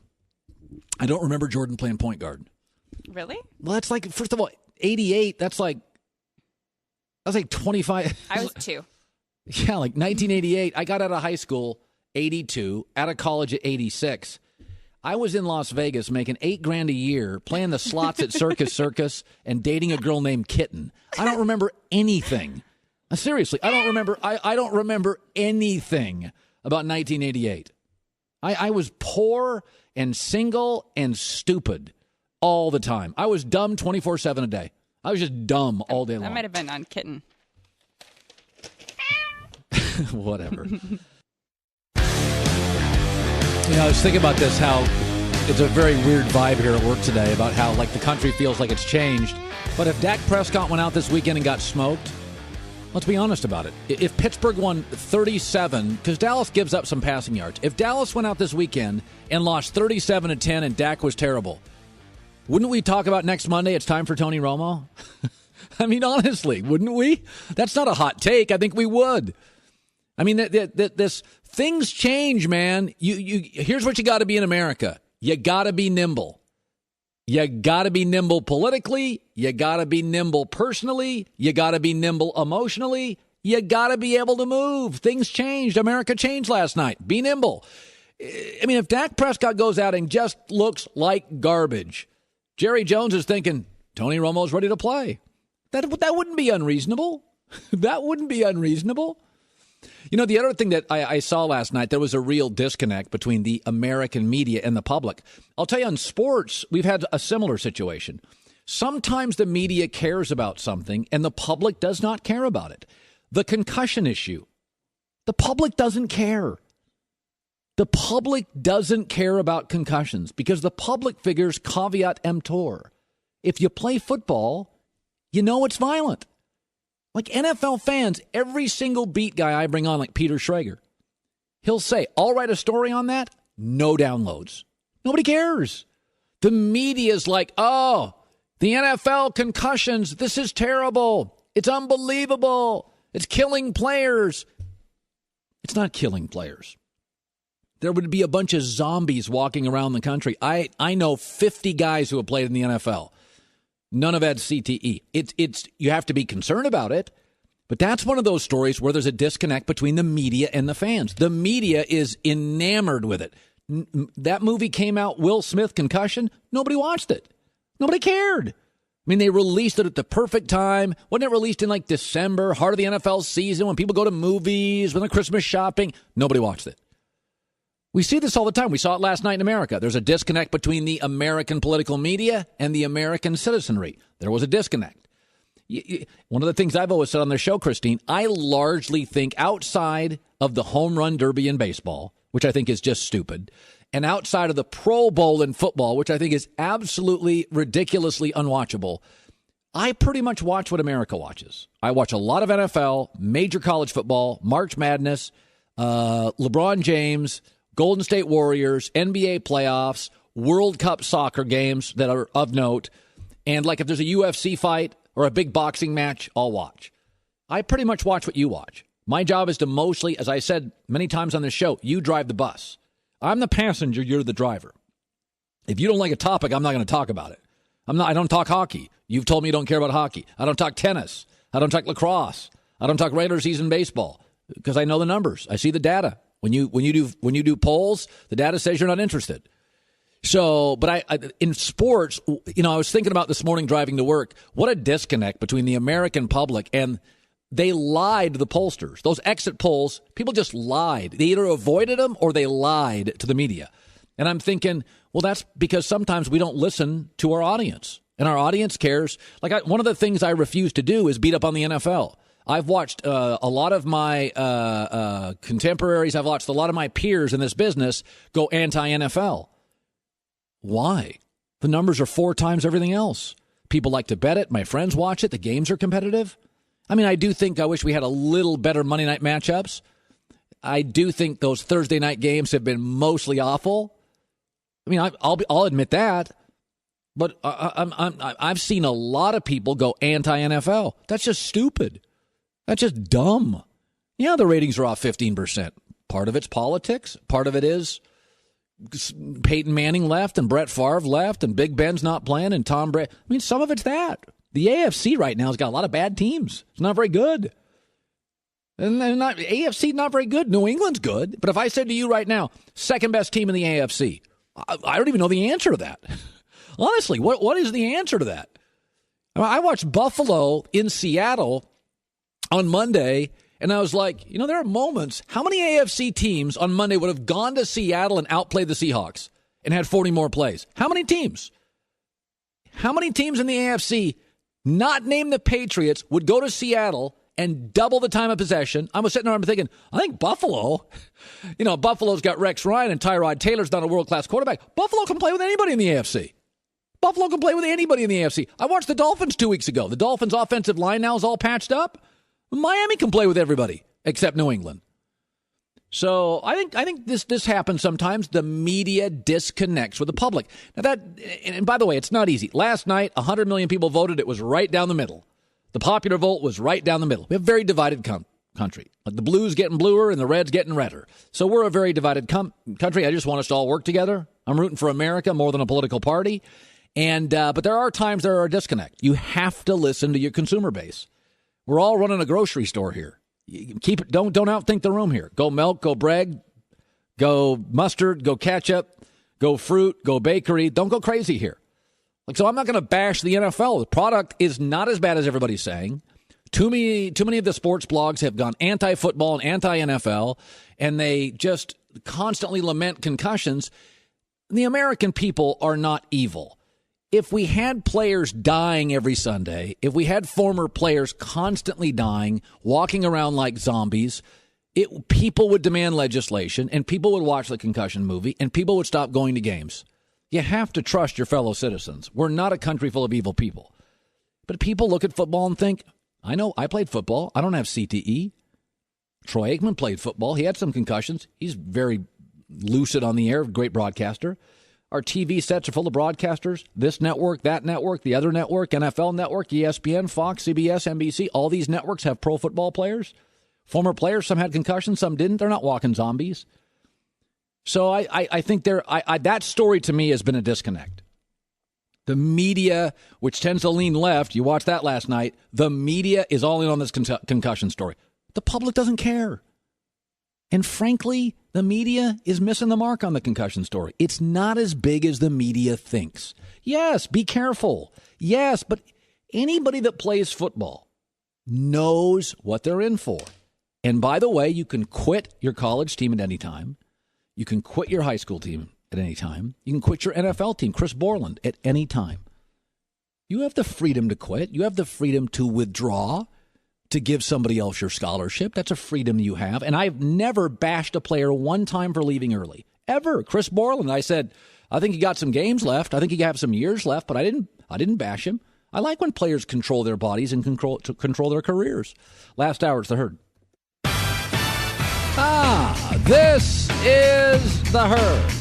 Wherever you may be and however you may be listening, live from Los Angeles on iHeartRadio, Fox Sports Radio, and FS1.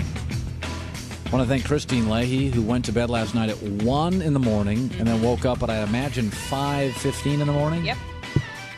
Do you have a cutoff on the minimum you can sleep without being a disaster? Yeah, 7 hours. Yeah, I'm a sleeper. I really need sleep. And you slept 4 last night. Yeah, it's not good. Will you get sick?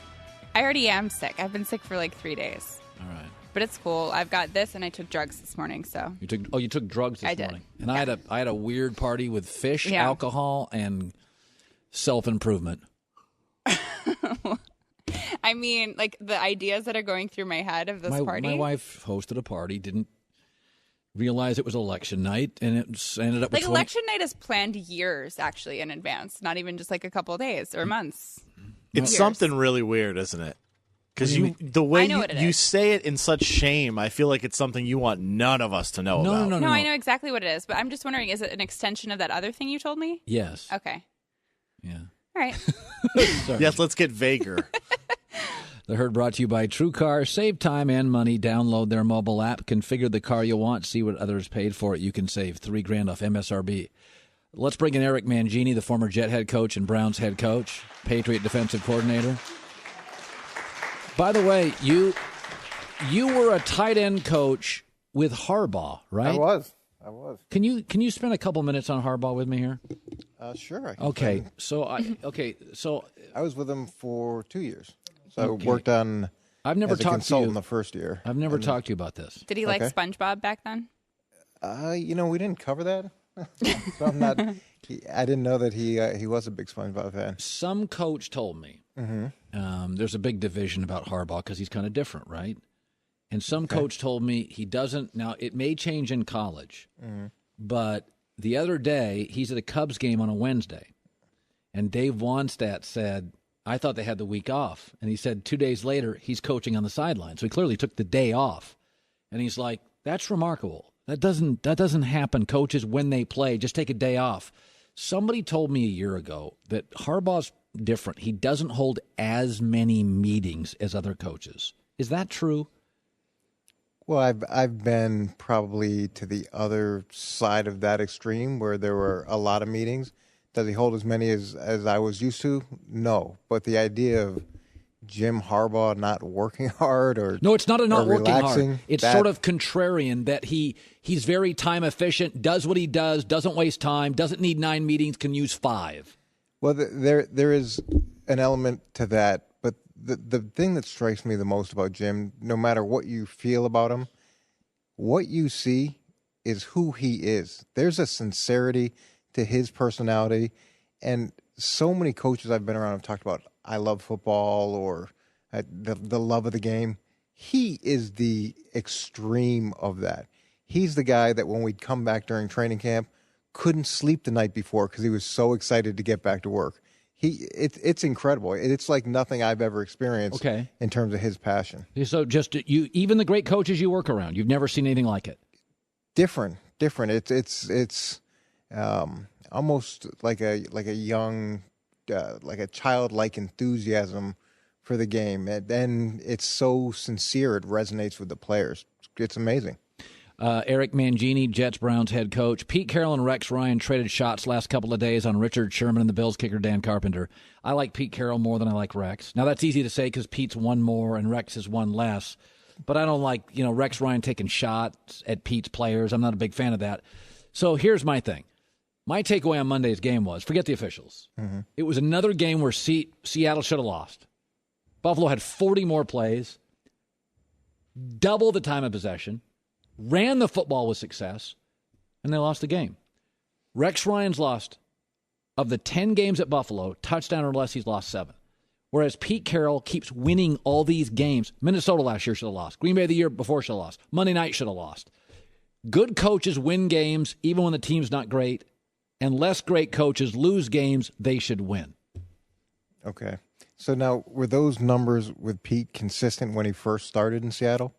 When his players were a little bit different, when the program wasn't as mature? And you can say what you want about Rex. First of all, I love both guys. Love Rex Ryan? Yeah, I've known Rex for years. Robin was on my staff in Cleveland. We were together in New England. I've known him forever. Loved Buddy. I mean, it's a great family. They're great guys. And I love Pete, too. I got to know him. Pete's crazy, though. Look, Pete's Pete. There's another guy who is exactly who he is, and it resonates with people. I like both guys. I just think that Buffalo's in year 2 of the program, and there's got to be an element of that as you look at these games. And there's been close games that coaches have lost for whatever reason. I mean, how do you classify the Super Bowl for Pete? Should he have won that game? Should he have lost that game? It was a close game, right? Well, can I defend him? He lost to the best coach in the history of the world. Okay. And the best quarterback of my entire life. But they had the ball at the end on the 1-yard line. But it was a close game in what we're talking about. I'm not saying that I fault the decision that he made. I'm just saying in the spirit of you're close basically games, saying Pete's got the quarterback and the system and the culture developed, Rex doesn't. I think that when you change organizations, there is a reset button that has to take place because you're trying to install the things that you believe in, the system that you believe in, and to judge one guy off of the 2 years he's been there, the year and a half, versus another guy who's been there. How long's Pete been in Seattle now? 7. 7 years. It's a little bit different timeline. Jeff Fisher. A lot of people are saying Goff's a bust. A lot of people saying he's flip-flopping. A lot of people saying, my argument is Jared Goff is not playing, nor would the other young guys if it wasn't for Tony Romo getting hurt and Teddy Bridgewater getting hurt. So my feeling is Jeff Fisher saying, why should I change my game plan based on 2 injuries in the NFC to 2 other quarterbacks? Where do you fall on Fisher? Well, nobody has more information than Jeff Fisher on this situation, and nobody's more vested in this decision than Jeff Fisher. And that division's not out of control. It's not out of hand. He likes the team that he has. He's beaten Seattle. He's beaten Arizona. There's this feeling that it can't get any worse. It can get worse. It can get worse. And if it's a situation where he hasn't earned the playing time and you're just putting him in because of pressure, the rest of the locker room sees that too. And there's a feeling of, okay, have we given up? Have we If you put Goff in, you're mailing the season in. Well, I haven't been there. It's hard for us to say that. But if that's what's happening there, where he really isn't ready, and you put him in because he's the number 1 draft pick, then the rest of the group goes, okay, what are we doing? Like, are we trying to win games, or are we trying to get ready for next year? All right, so you got a couple pieces of tape. Nice to see you did some homework here. So I said yesterday, on the eve of the election, vote no on Proposition F. Proposition F is the fade pattern. I hate it. It's low percentage. So I told my audience, I'm going to go political. Vote no on Proposition F, the fade proposition. So I watched Philadelphia and the Giants play. Okay. And they go this fade to Jordan Matthews from Carson Wentz. It's a windy stadium. Jordan Matthews, average receiver. Carson Wentz is a rookie. It's a really, really tough throw. And I hated it. And you're going to show some tape, I'm told, to vote yes on Proposition F. So let's. I want you to go to the tape, Eric Mangini, and support, I'm told, the fade.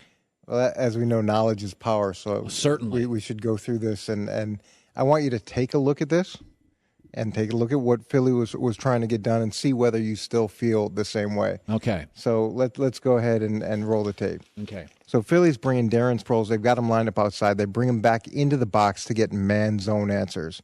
Okay, Andrew Adams comes in. Wentz knows right now that he's got man-to-man. What kind of man-to-man? It's press man across the board. He can see that. Now he looks at Landon Collins. Where's the help? It's in the middle of the field. He's got a post-safety defense. What are they going to do with Casillas? They're going to bring him. The Giants are going to bring 5. They're going to blitz him through the B-gap. So what Philly does is they're going to block up 7. They're not going to get pressured here. They're going to give him a chance to get the ball off. So as Sproles blocks, okay, and as Ertz blocks, what the Giants are now going to do, they're already bringing Casillas. Those 2 coverage guys are going to hug. They're going to try to get pressure on the quarterback. They're going to try to get him to throw it quickly. So now at the bottom, Beckham's running the post. Up top, Aguilar's got the underneath route, and Matthews got the inside fade. So it's vertical, and then he can fade away from the defender, and by being inside, he's got more width. Look at the Giants. Collins and Wade are both inside leverage on the receiver. They both have an inside leverage position. That means there's 16 yards, Colin, to the outside for him to fade away. What does that look like? That's what it looks like. 16 yards of space to move away from the 2 guys who have inside leverage. Matthews shouldn't be looking inside. He's got Wade inside. He should be looking outside right now. And now look at the ball placement. Okay, 5 yards from the sideline, plenty of room for Matthews to fade into that ball, catch it easily, and win the game. Okay. So Jordan Matthews, basically, you're saying, you turned the wrong way, dude. Well, based on where the corner was placed and based on where the free safety was placed, and you've got 2 guys inside and 16 yards of space sitting on the outside. Receiver mistake. Well, look, I don't know what he was told, but based on that, what happened post-snap, yeah, you should work to the outside. And the ball placement, I thought, was excellent. All right, let's go to your other piece of videotape. Okay, yeah, so we hate the fade. So let's take a look at this second tape. Okay, second tape. All right, so here it is. It's 2nd and goal. Same game. Giants are going to run the ball. Okay, comes up. Eli looks outside. Man-to-man defense. Press man across the board, just like we saw with the Philly situation. Now he looks to the edges. You see Jenkins and Bradham, potential blitzers. The run doesn't look good at this point. So he looks out to Beckham. He signals him, tells him, we're going to make an adjustment. You and I are going to make this adjustment. And now he comes back up. He's going to confirm whether or not what he thought is what he's getting. He snaps the ball. Never tells the O-line he's coming out of the run. They block the run. Up top, the receivers, he didn't signal to them. They block the run. They're running the play that's called. This run was going to get killed. He signals to the fade to Beckham. Beckham catches it over McKelvin. The fade is the difference in the game. And at the end of the day, I think this is really what the viewers should do. So you say vote yes on Prop F.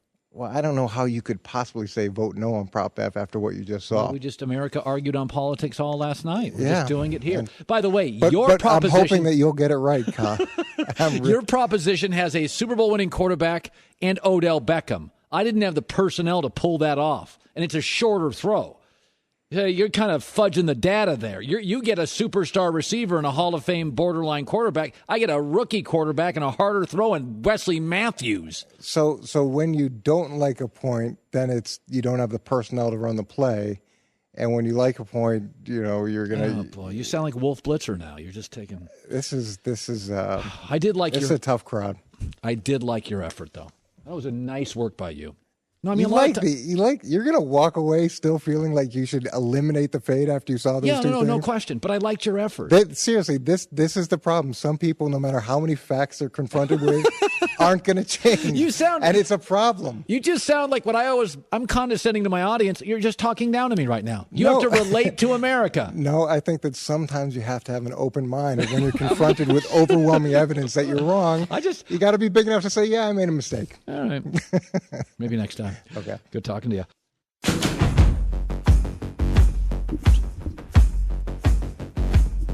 Trying to make up for another weekend spent in your football lair? Why don't you surprise her with a 1-800-Flowers.com bouquet? 36 stunning autumn roses, $36. 1-800-Flowers.com. Click on the radio mic and Herd. Offer ends Friday. Good to have you in. Christian Pulisic is the best soccer player in America, potentially ever. He's going to join us in 20 minutes. We'll see. So Christine Leahy. San Diego, by the way, had a stadium measure last night, and people voted it down. And that's mostly because San Diego is a poorly run franchise in the NFL. And it's not about market size, and it's not about any of that stuff. It's about that San Diego in 20 years has missed the playoffs 14 times, and they've fired a 14-2 coach, Marty Schottenheimer, and replaced him with a coach who wasn't ready. And this organization, listen, now I will admit I have a beach theory. That when you're an NFL team on a beach or a college team on a beach, UCLA underachieves, USC underachieves, Miami Hurricanes underachieve. In the NFL right now, here are the NFL beach cities. They are a combined 16-25. Jacksonville, Rams, Tampa, San Diego, Miami. My belief is you go to these port cities or you go to these beach cities, the girls are beautiful, the weather's great, there's a million restaurants, a ton of options, and players get distracted. Players don't get as distracted in Green Bay. Players don't get as distracted in Seattle. That doesn't mean Seattle can't have bad teams. When you get to these great weather cities, people get distracted, and there's a lot of options. And San Diego has not been a brilliantly run franchise. Since 1996, if you go to the last 20 years, they're tied for 19th in the NFL in winning percentage. And they've got only 4 playoff wins in that time, and that's 21st in the NFL. They've blown fourth quarter leads in 8 of their last 21 games. They have been a moderately or below average franchise, and so when a stadium opportunity comes up, the people of San Diego, the good people of San Diego say, forget it. The product's not good enough. And so yesterday they had a couple of measures, Measure C and Measure D, and people said no. Now, some of it is there's a lot of stuff to do in San Diego, but if they were as good as the St. Louis Cardinals in baseball, or the San Francisco Giants, or the San Antonio Spurs, or the New England Patriots, or the Pittsburgh Steelers, or the Green Bay Packers, that thing would have passed. When you live in a city with a beach, and you live in a city with opportunities recreationally to do a lot of things, you got to keep it buttoned up. You got to keep it buttoned up. I mean, let's be honest about it. If you try to get a new stadium in Jacksonville, it wouldn't pass. Tampa, it wouldn't pass. San Diego, wouldn't pass. Miami, it wouldn't pass. All those beach cities. You try to get a new stadium in Foxborough, even though Massachusetts heavily taxed for the Patriots, it would probably pass. The Seahawks got one to pass. Cowboys would get one to pass. So they just haven't done a very good job. That's nobody's fault but theirs. Just have not done a very good job. Christine with the news. No. Turn on the news. This is the Herd Line News. Okay, there's pictures of this, so we know it's real. Tony Romo is fully cleared and in full pads and running the scout team at practice, keywords scout team. So he is there, he's available, he's in pads, still not starting Week 10. I think this really is our answer. Okay, I want to go to John. You're the biggest Cowboy fan we have on our show, maybe in the building. and I want a total candid answer.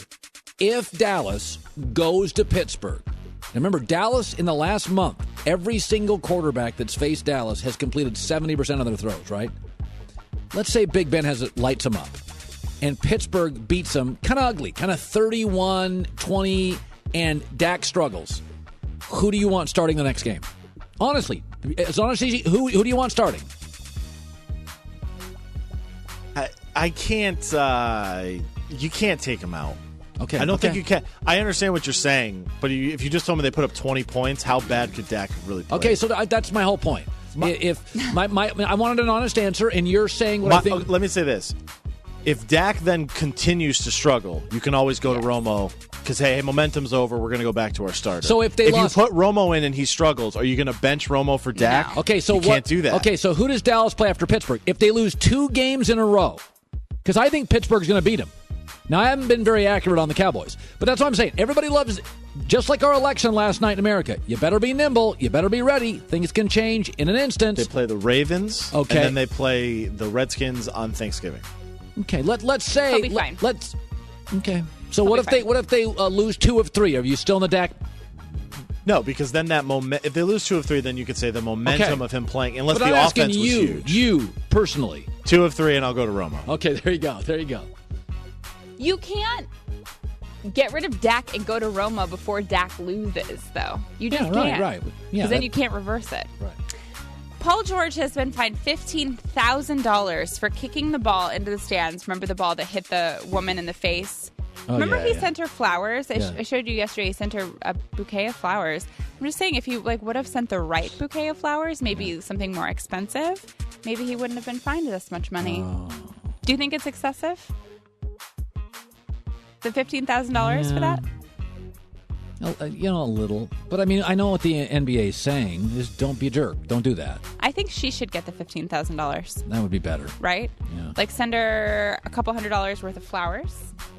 No, a trip to the spa to get a massage on her face. Yeah, I think Paul George did a nice thing, sent her flowers. But I understand what the NBA is doing.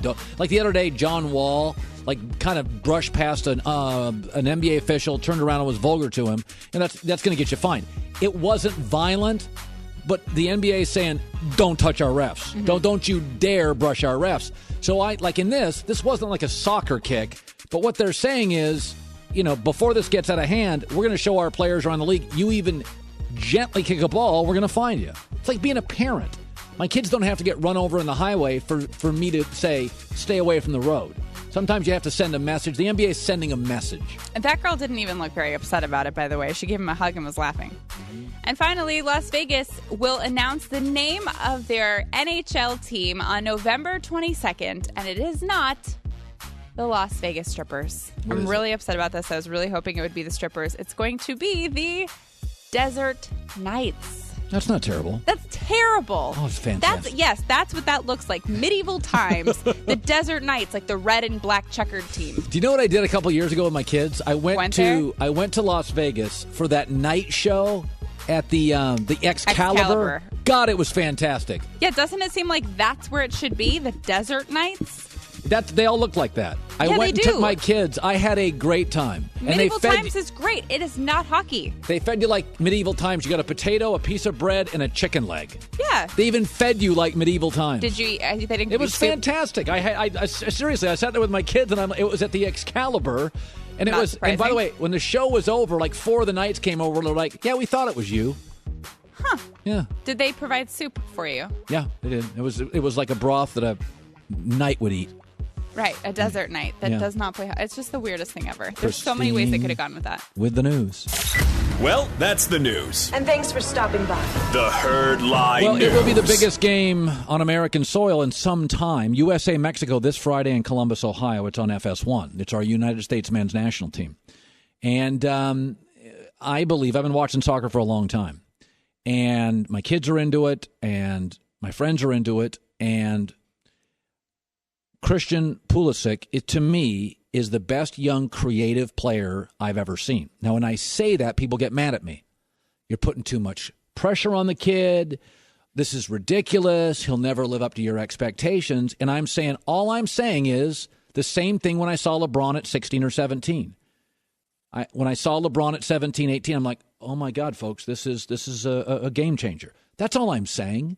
I'm not saying he's going to be messy, but my takeaway is Christian can handle it. He's a great player. He's playing internationally, playing in Germany. He can handle it. So this kid fascinates me, and I'm old enough that I can call him a kid. So he is joining us live in Columbus, Ohio. This will be the biggest soccer game in this country in a long time, and I can't wait for it. And Christian is joining us, and he's 18 years old, and I watch you. And when I watch you, I say to myself, you do stuff with the ball that you just can't roll out of bed. Let's start with this. First of all, thank you for coming on the show. And second, thank you for having me. Christian, secondly, first time you touched the soccer ball, how old were you? Oh, ever since I can remember. My dad was throwing a ball at me, so 1, 2. So 1 or 2 years old. I consider you a very creative player. How do you see yourself? Yeah, definitely. I think I've always tried to have that quality about me. It's being creative, So no one really ever knows what's coming, and I've used that, and that's been a big strength of mine. As a young player playing with guys 8 years older, is that ever strange? Ever? Yeah, definitely. I think what's more strange is when you're off the pitch with your teammates, and you can't really relate to some of their conversations about their kids and stuff like that. So, on the field, I think it's even easier because it's just a game. It's just soccer. You guys are all doing the same things, and you want to play it in a similar fashion. So, yeah. Christian, when you hear the compliments about you, does it make you uncomfortable? Do you care? How do they land for you? No, I just try to set it aside and just focus on myself, and keep doing the same thing. So I try not to let it affect me. You're playing over in Germany, and the truth about soccer in America, and American soccer fans sometimes don't realize this is nothing against the MLS. It's a fine league. But the international leagues are at a different level. Can you explain to my audience the league you're in, the team you're on, and just the sensibility abroad in soccer compared to the MLS?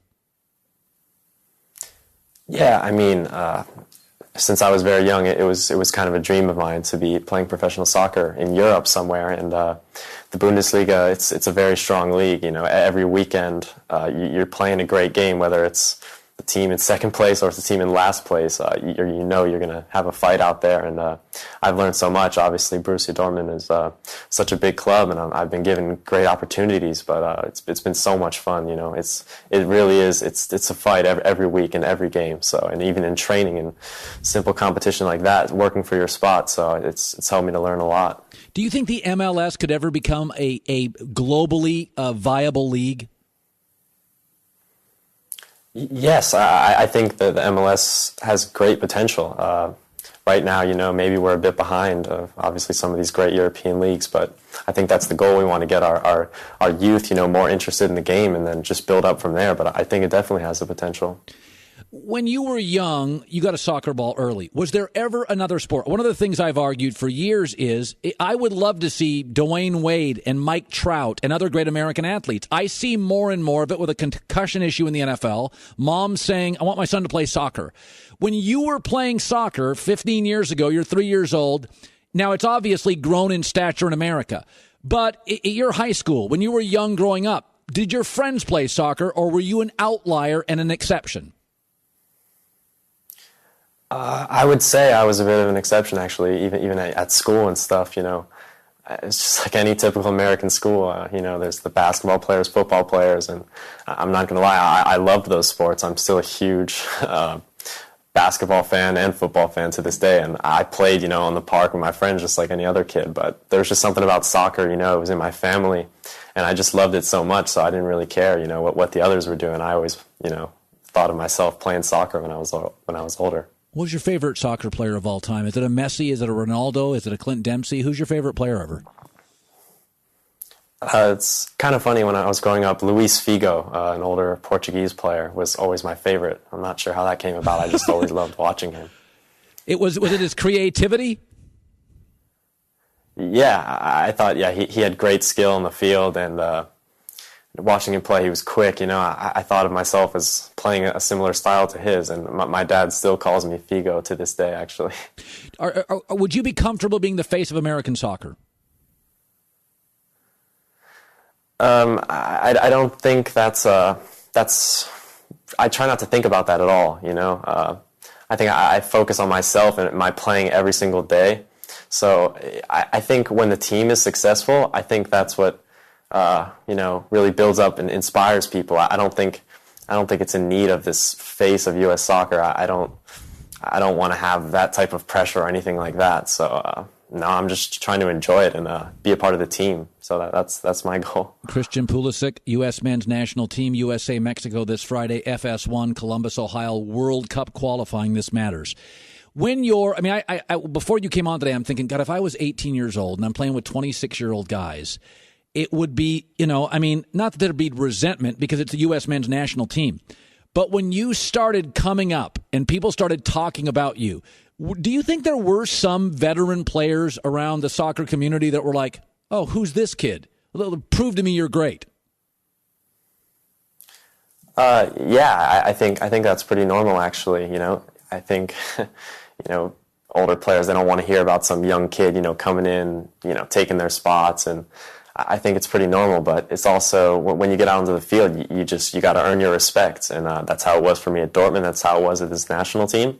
And but I think once they see, wow, this kid is good, then you're right there and you're a part of the team, and you got your respect just like that. USA-Mexico Friday. What does it mean for a casual soccer fan? Put it in terms, what this means for the U.S. men's national team in Columbus. Yeah, this is as big as it gets for a soccer player, for a soccer team. USA-Mexico in Columbus, World Cup qualifying. It just doesn't get any bigger. Huge rivalry, so we're super excited for this game.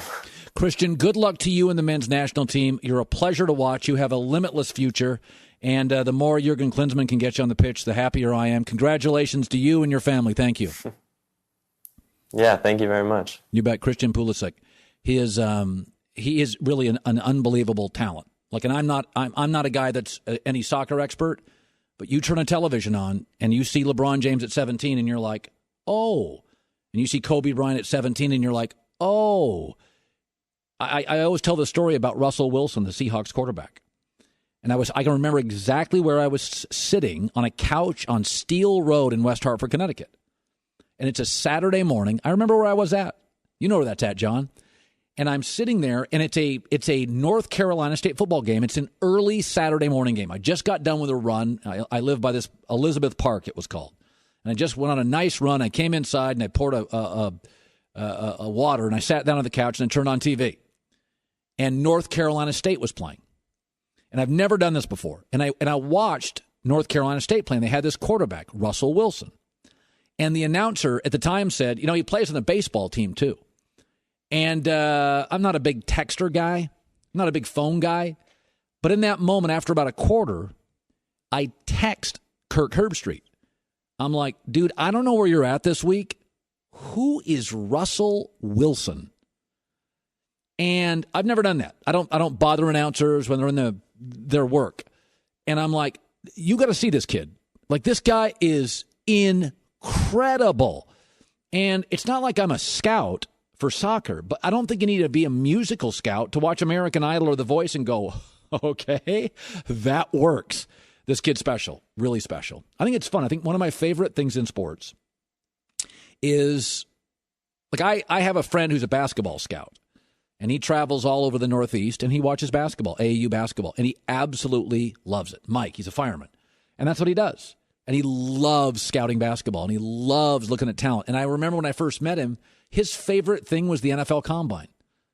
Forget the games. Forget the Super Bowl. He'd watch the NFL Combine. He loves finding star players. And I think it's a fun thing in sports. Everybody knows who's good now. But I think it's a really cool thing when I watch Kyrie Irving play at Duke. And he only played 8 games because he got hurt. And I'm sitting there watching Kyrie Irving, and I'm like, holy God, is this guy good? I mean, wow. Now, he got hurt. He was injured, didn't play a lot. But I think one of the really enjoyable things for me, that's why I've always been into recruiting. I'll watch all those films. I love watching 16, 17-year-old athletes and trying to find the stars before they're the stars. I think that's a big appeal to the NFL Combine, which gets much better ratings than you think a bunch of dudes working out in underwear would actually get. It does pretty well. So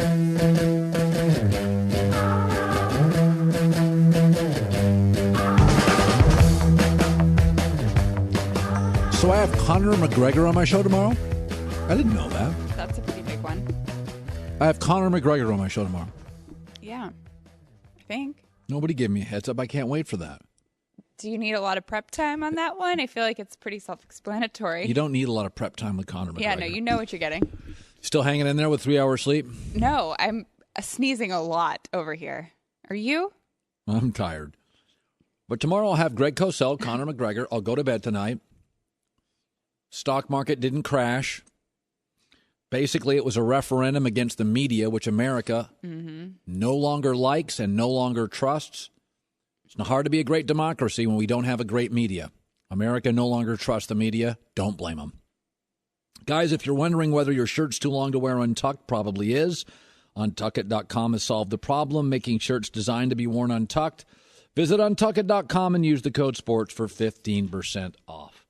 So the college football rankings came out. I didn't have a problem with them. I thought LSU was really, really low. Texas A&M was a little too high. My Final Four looks mostly like the committee's Final Four. The committee had Bama, Clemson, Michigan, Washington. I've got Bama, Michigan, Clemson, Ohio State, Washington 5th.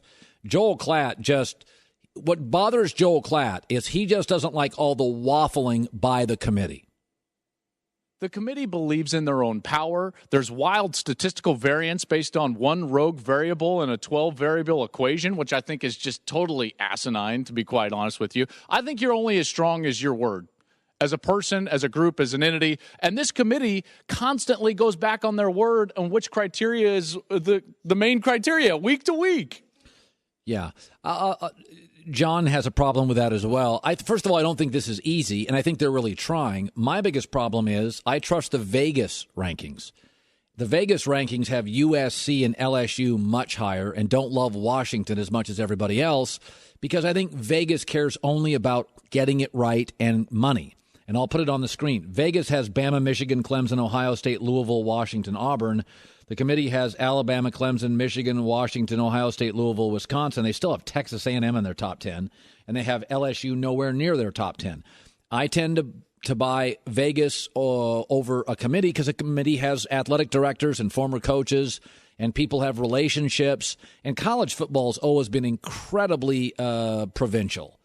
I mean, if you look at the Heisman Award, it's laughable. The Heisman Award, the Southern guys vote for the Southern player. The Midwest writers vote for the Midwest players. The Western media votes for the Pac-12 player. It's parochial. And so do I think the athletic directors who have to go back to their small towns are going to move off their conference? No way. If it's close, they're going to give their conference the benefit of the doubt because they have to deal with those constituents at their local grocery store and at their football games and basketball games. So athletic directors are going to naturally, consciously or subconsciously, lean to protect their entities, their conferences, and their wallets. Vegas doesn't care. They just want to get it right. Chris Broussard was also on earlier today. Broussard and I was just talking about LeBron became one of the top 10 all-time leading scorers in the NBA, and LeBron's like, I don't even care about points. If you want to call Michael the best player you've ever seen, fine. What I would call Jordan's almost like LeBron's almost like Steve Jobs. Steve Jobs left Apple and the company. Steve Jobs comes back to Apple / the Cavaliers. LeBron is a culture and economy changer. Michael Jordan's a great basketball player. Washington, D.C. and Chicago's economies aren't fazed by it. Like LeBron changed Miami when he went there. It's the hottest ticket in sports for 4 years. LeBron has singularly changed maybe not singularly, has changed the Cleveland economy. LeBron leaves a team, it plummets. Michael leaves a team, it's not as good, but it's still quality. And so I believe there are very few people who can do this, but there are those that can do it. They are culture changers. That it's just not about winning games. Like Magic Johnson really changed basketball in Los Angeles. I mean, it was very good before him, but it was Kareem and the Skyhook, and Magic made it more joyful and more fun, and they called it Showtime, and it was very Los Angeles. He really changed basketball in Los Angeles. Kobe was just a great player. Shaq was just a great player. Magic Johnson was able to change a culture. And Broussard disagrees with me. I think LeBron's the best all-around player, ball handling, defense, shooting, scoring, all that stuff, leadership I've ever seen. Broussard disagrees. I think I said it last week that LeBron, I believe, is the second greatest player of all time behind Michael Jordan. Remember the year Doug Collins experimented with Michael Jordan at point guard, 1988-89. I don't even think he did it the entire season.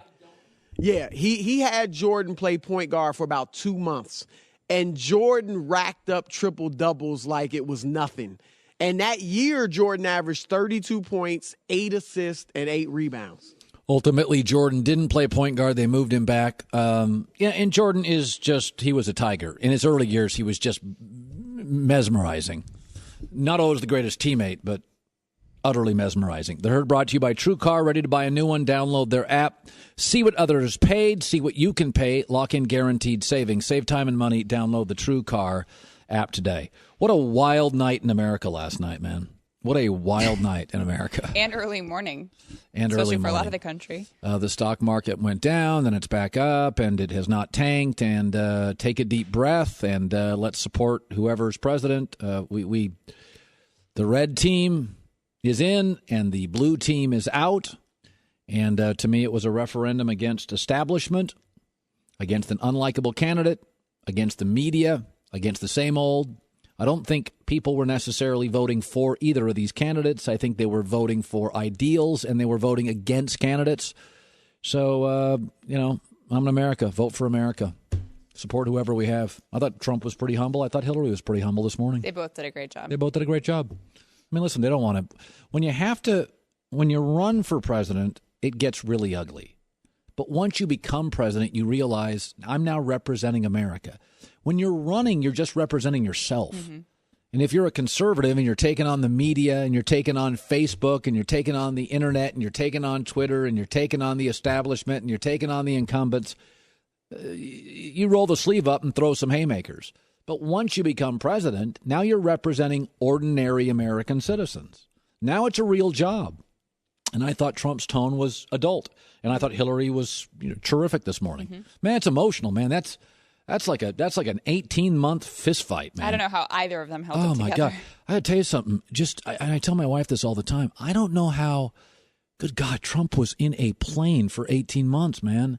Like just speech, debate, speech. He'd call cable shows at night.